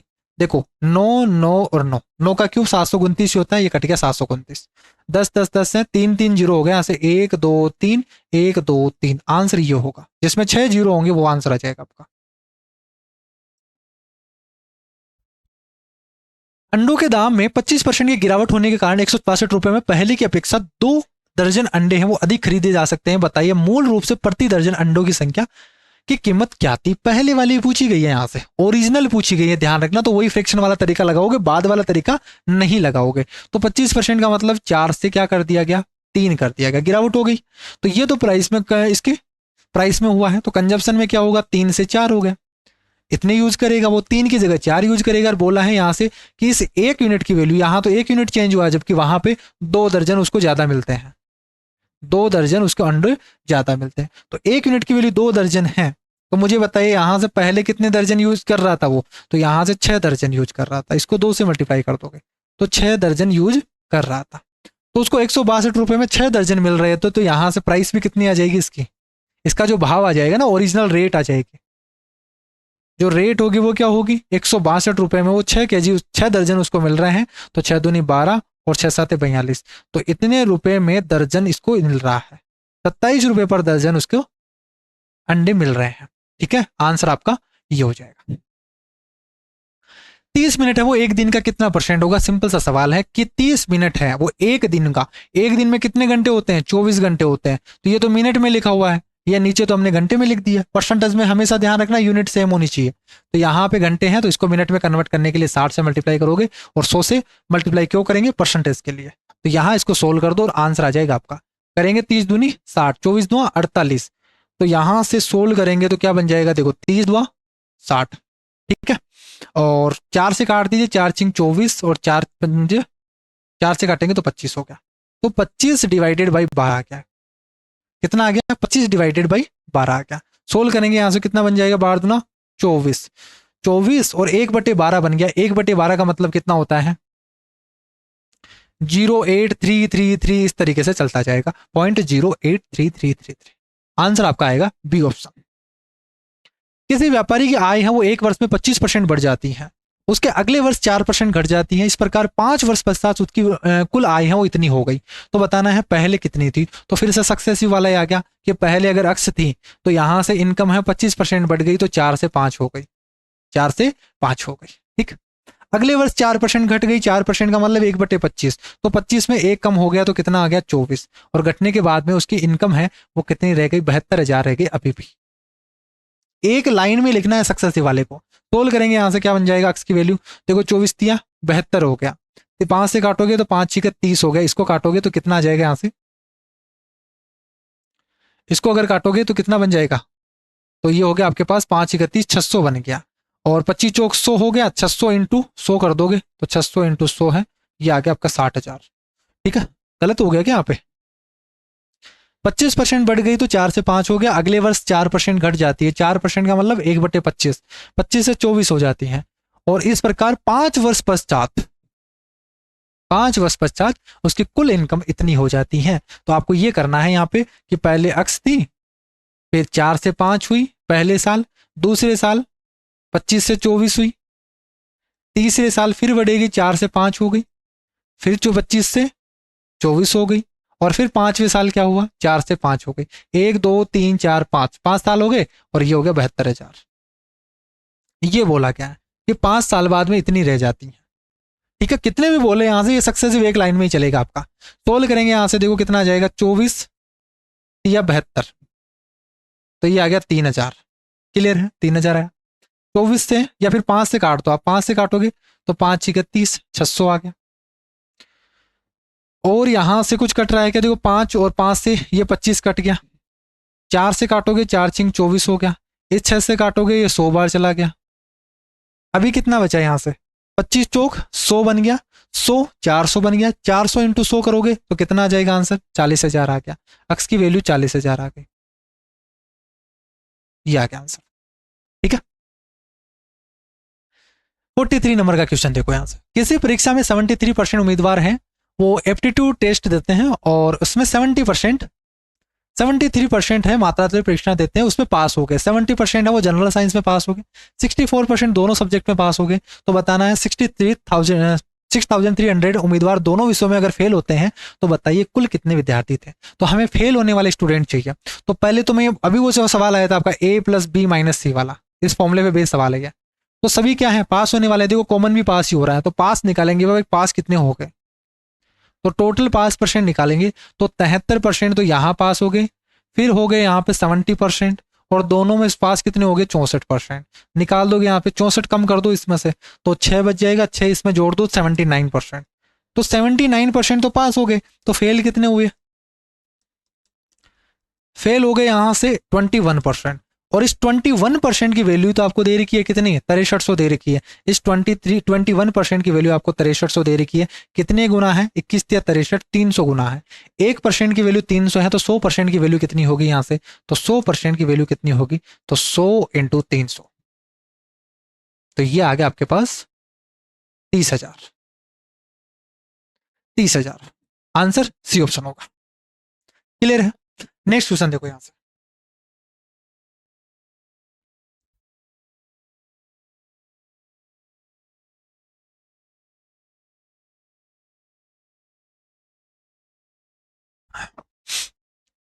कोई व्यक्ति है वो अपनी आय का 75% भाग है वो खर्च करता है। देखो ये सेम टाइप का सवाल आ गया, जो एक्सपेंडिचर पे बेस्ड सवाल मैंने बताया था और इसका डायरेक्ट तरीका जो मैंने बताया वही उसी तरीके से हम करेंगे। 75% वो खर्च कर देता है, यानी उसकी इनकम अगर 100 रुपए थी तो एक्सपेंडिचर कितना हो गया 75% हो गया, यानी 75 खर्च कर देता है। बचाता कितना है 25 रुपए वो बचा देता है। फिर उसके इनकम में 20% बढ़ोतरी हो गई, तो यहां से इनकम कितनी बढ़ गई, यहां से 20% बढ़ गई उसकी। तो 20% ये इनकम बढ़ गई, यानी मैं बोल दूं 20 रुपए बढ़ गई, इनकम 20 रुपए इंक्रीज हो गई। और उसका एक्सपेंडिचर भी 10% बढ़ गया, तो 75 का 10% निकालोगे क्या 7.5 ही होगा क्या, एक्सपेंडिचर 7.5 बढ़ गया। तो मुझे बताइए ओवरऑल सेविंग में कितना चेंज आएगा, तो 20 में से 7.5 तो घटाओगे, बचेगा कितना यहाँ से, ये 8 हो गया, ये 10 हो गया और ये 20 हो गया।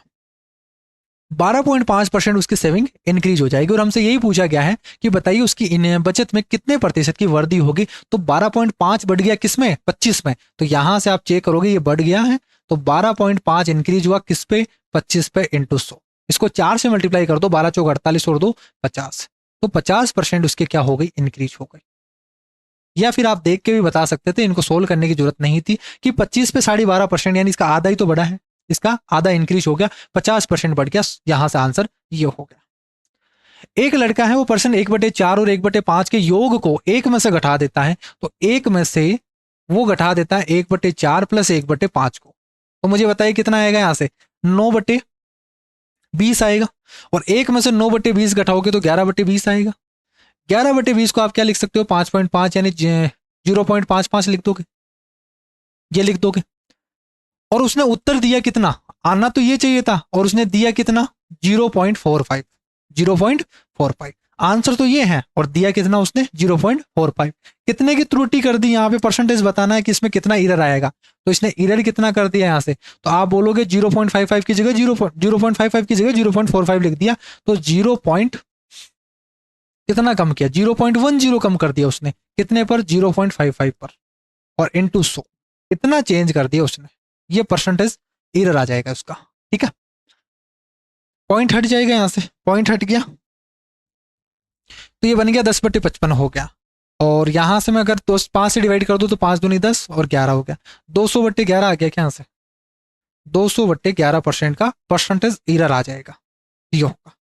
सारे टाइप के सवाल आ रहे हैं, देखो कंजम्पशन पे बेस्ड सवाल आ गया आपका, इलेक्शन पे बेस्ड सवाल आ गया आपके, यहाँ से प्राइस और कंजम्पशन वाले सवाल आ गए आपके, वो भी आ गए, इस तरीके से एरर वाले सवाल भी आ रहे हैं, सारे टाइप के सवाल आ जाएंगे आपसे। तो एक पूरा टॉपिक ही कंप्लीट हो जाएगा, आपको कोई बेच वगैरह की परचेज करने की जरूरत नहीं पड़ेगी अगर नॉर्मल आपने कर रखा है तो पहले से तो 1.5 की जगह वो 1.55 कर देता है, 1.5 की जगह यानी 1.50 की जगह, ये बोल सकता हूँ 1.50 की जगह 1.55 बता दे रहा है। कितना इरर कर रहा है वो कर रहा है 0.05 का इरर कर रहा है, कितने पर, 1.50 पर कर रहा है, इंटू 100 ये कर रहा है। सोल्व करोगे यहाँ से पॉइंट हटा दोगे तो ये देखो पॉइंट हटेगा, पॉइंट हट जाएगा, ऊपर 5/150 बन गया, 5 से काटोगे तो 5 या 15 30 बन गया, 10/3 हो गया, 10/3 का मतलब 3 से 1/3% का आंसर सी ऑप्शन। एक व्यापारी ने 2,10,000 रुपए का लैपटॉप है, 1 लाख रुपए का मोबाइल फोन खरीदा है, 1.5 लाख रुपए का टेलीविजन सेट किया है। विशेष मामले के रूप में लैपटॉप पे 10% का और फोन पे 8% का और 5% है वो टीवी पर, उसको टैक्स देना पड़ता है। उस आपको बताना है कि टोटल सभी उस पर उसने कितना टैक्स के रूप में पेमेंट कर दिया क्या, यानी मेनली आपको परसेंटेज बताना है। तो मुझे बताइए लैपटॉप पे तो उसने कितना टैक्स दिया, सभी का जोड़ना है आपको। तो लैपटॉप पे उसने 10% दिया है, 10% है, 10% है, ठीक है। तो 10% निकालोगे यानी एक जीरो हटा दो यहां से, 2,10,000 था तो 21,000 हो जाएगा, 21,000 उसने लैपटॉप पे कर दिया। फिर मोबाइल उसने 1 लाख का खरीदा और उस पर 8% ड्यूटी दे देता है, यानी 8,000 रुपये वो टैक्स दे देता है। फिर टीवी पे वो 5% ड्यूटी देता है, तो 1.5 लाख का 5% निकालोगे तो 15×75 यानी 75,000 रुपए का, 7500 रुपए का, 7500 रुपए का उसने यहाँ पे टैक्स दे दिया। टोटल कितना बन गया यहाँ से, 0 0 5 15 और 1 16 और ये हो गया आपका 36,500 रुपए का। यही बताना था टोटल कितने रुपए उसने टैक्स के रूप में दिए हैं। एक व्यक्ति ने अपनी धनराशि का 7.5% खर्चा कर दिया और शेष राशि का 75% खर्चा करने के बाद में भी अगर उसके पास में इतने बच जाते हैं तो बताइए शुरू में कितने थे। सक्सेसिव वाला हो गया, अक्स था शुरू में 7.5% है, 7.5% का मतलब 15/2, 15/2 है। फ्रैक्शन निकालना चाहते हो तो 100 से डिवाइड कर दो, 5 या 15 और 5 के 20, 3/40 आ गया फ्रैक्शन, 3/40 आ गया, यानी 40 रुपए में से 3 रुपए खर्च कर देता है तो बचाता कितना है, 37 रुपए बचाता। फिर जो बची हुई राशि है उसका 3/4 खर्च कर देता है, 3/4 यानी 4 रुपए में से 3 रुपए तो खर्च कर दिया तो बचे कितना, 1/4 है तो बचा। 75% खर्च कर देता है तो इतना बच जाता है। अब उसके पास में कितना बचा यहाँ से, तो 370 बच गया, तो 37 से डिवाइड करोगे 10 आ गया और यहाँ से 4 चौक 16, तो ये हो गया आपके पास 4 चौक 16, आंसर आ गया आपका 1600। क्या क्लियर है क्या यहाँ से, ये होगा। नेक्स्ट क्वेश्चन देखो यहाँ से, लास्ट क्वेश्चन और भी है क्या यहाँ से, नहीं, 49 तक के क्वेश्चन है। लास्ट क्वेश्चन आपका, एक निश्चित तारीख पर, और ये अच्छा सवाल है, ये रिपीट भी हुआ है, अलग अलग एग्जाम में आते रहते हैं ये सवाल। थोड़ा सा आपको यहाँ पे एक, अगर आप गूगल पे भी सर्च करोगे ना इस सवाल को, तो यहाँ पाकिस्तान और यहाँ पे जो इंडिया है उसकी जगह दूसरा नाम दे रखा है, बाकी सेम डाटा मिलेगा आपको। और ये सवाल शायद CET या कुछ CTET में पूछा गया सवाल है, ठीक है। एक निश्चित तारीख पर दो देशों के बीच में खेले गए सभी एक दिवसीय मैचों में पाकिस्तान को भारत के मुकाबले सफलता दर है वो 60% है, यानी पाकिस्तान है उसकी सफलता दर वो 60% है। तो मैं एक तरीके से ये बोल दूं यहाँ पे कि 60% का मतलब 10 में से बोल देता है कि टोटल 10 मैच थे, तो 10x मैच थे, ठीक है, ऐसे मानना पड़ेगा आपको, कुछ ना कुछ अक्स के रूप में मानना पड़ेगा। तो 10x मैच थे तो पाकिस्तान ने कितने जीते, 60% उसके, तो 6 मैच तो उसने पाकिस्तान ने जीत लिए और बाकी के हार गया 4 मैच। हारने का मतलब क्या हो गया कि यहां से इंडिया ने जीत लिए वो, तो इंडिया ने जीत लिए 4x मैच, यही हुआ है 60% का मतलब। वे भारत से अगले 30 एक दिवसीय, अगले 30 एक दिवसीय, 30 लिखा हुआ है, अगले 30 एक दिवसीय मैचों में लगातार हार जाते हैं, यानी एक भी मैच नहीं जीता इसने, पहले जितने थे बाद में भी उतने ही है, ये 6x है ना, उतना ही बाद में भी उतना ही रहेगा ये।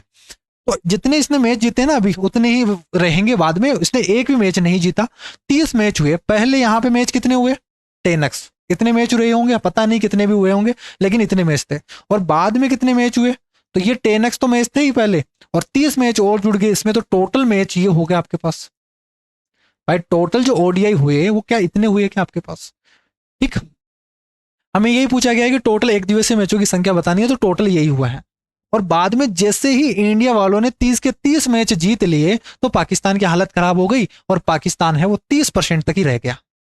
उसकी जो सक्सेस रेट थी, जो यहाँ पे सफलता रेट थी, वो 30% ही रह गई। यानी उसने मैच तो जीते ही नहीं ना भाई, टोटल का 30% रह गया। अब तो आप ये बोलोगे यहाँ पे जो पाकिस्तान है उसने कितने जीते, वो तो 6x ही जीतेगा यहाँ पे। तो आप ये बोल दोगे यहाँ पे कि इसका 30%, इसका 30% निकालोगे, तो ये आ गया आपके पास पाकिस्तान वालों का, कि पाकिस्तान वालों ने कितना जीता।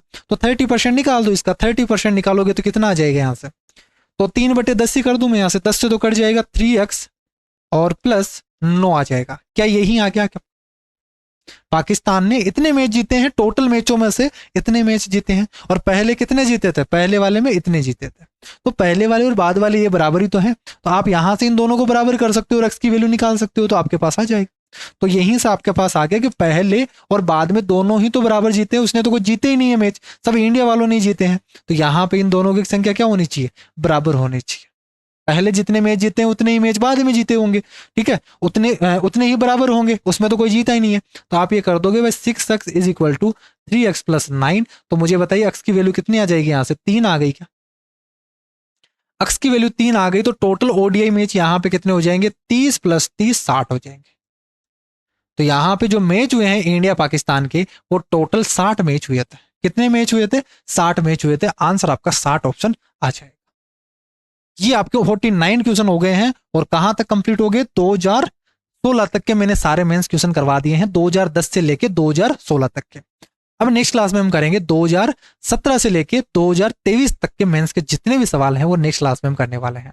आई होप आपको सारे सवाल अच्छी तरीके से समझ में आए हैं, और क्लासेस को आपको कंप्लीट देखना है, ठीक है। ज्यादा से ज्यादा आपको शेयर करना है, ताकि मुझे भी थोड़ा सा मोटिवेशन मिलता रहे, और ये चीज़ों को मैं कंटिन्यू रख सकूं। नहीं तो फिर मैं डिमोटिवेट हो जाता हूं कि कोई देखता ही नहीं है। 100-150 स्टूडेंट देखते हैं, फिर उसको मजा नहीं आता। इतनी मेहनत करो, पीपीटी बनाओ, इनकी टाइपिंग करो, सारा अरेंज करो हर एक चीज़ को, और फिर पूरा अच्छी तरीके से आपको समझाऊं, और उसके बाद में भी अगर 100-150 व्यक्ति देखते हैं, 100-150 स्टूडेंट ही देखे, तो फिर मुझे तो बुरा लगेगा ही ना, ठीक है।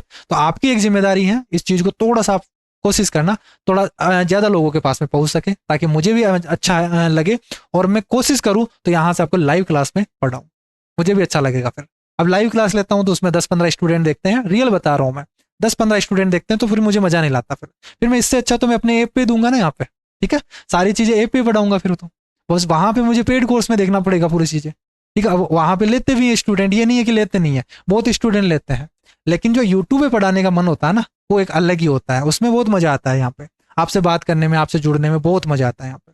इसीलिए मैं हर कोशिश करता हूँ 10-15 दिन तो कंटिन्यू रहता हूँ ऐप पे, लेकिन फिर उसके बाद में वापस से यूट्यूब पे आना पड़ता है मुझे, ठीक है। तो आज की क्लास में हम इतना ही करते हैं, और ये सीरीज आपकी कंटिन्यू रहेगी, सारे क्वेश्चंस में करवाऊंगा, सारे टॉपिक के क्वेश्चंस करवाने वाला हूँ, ठीक है।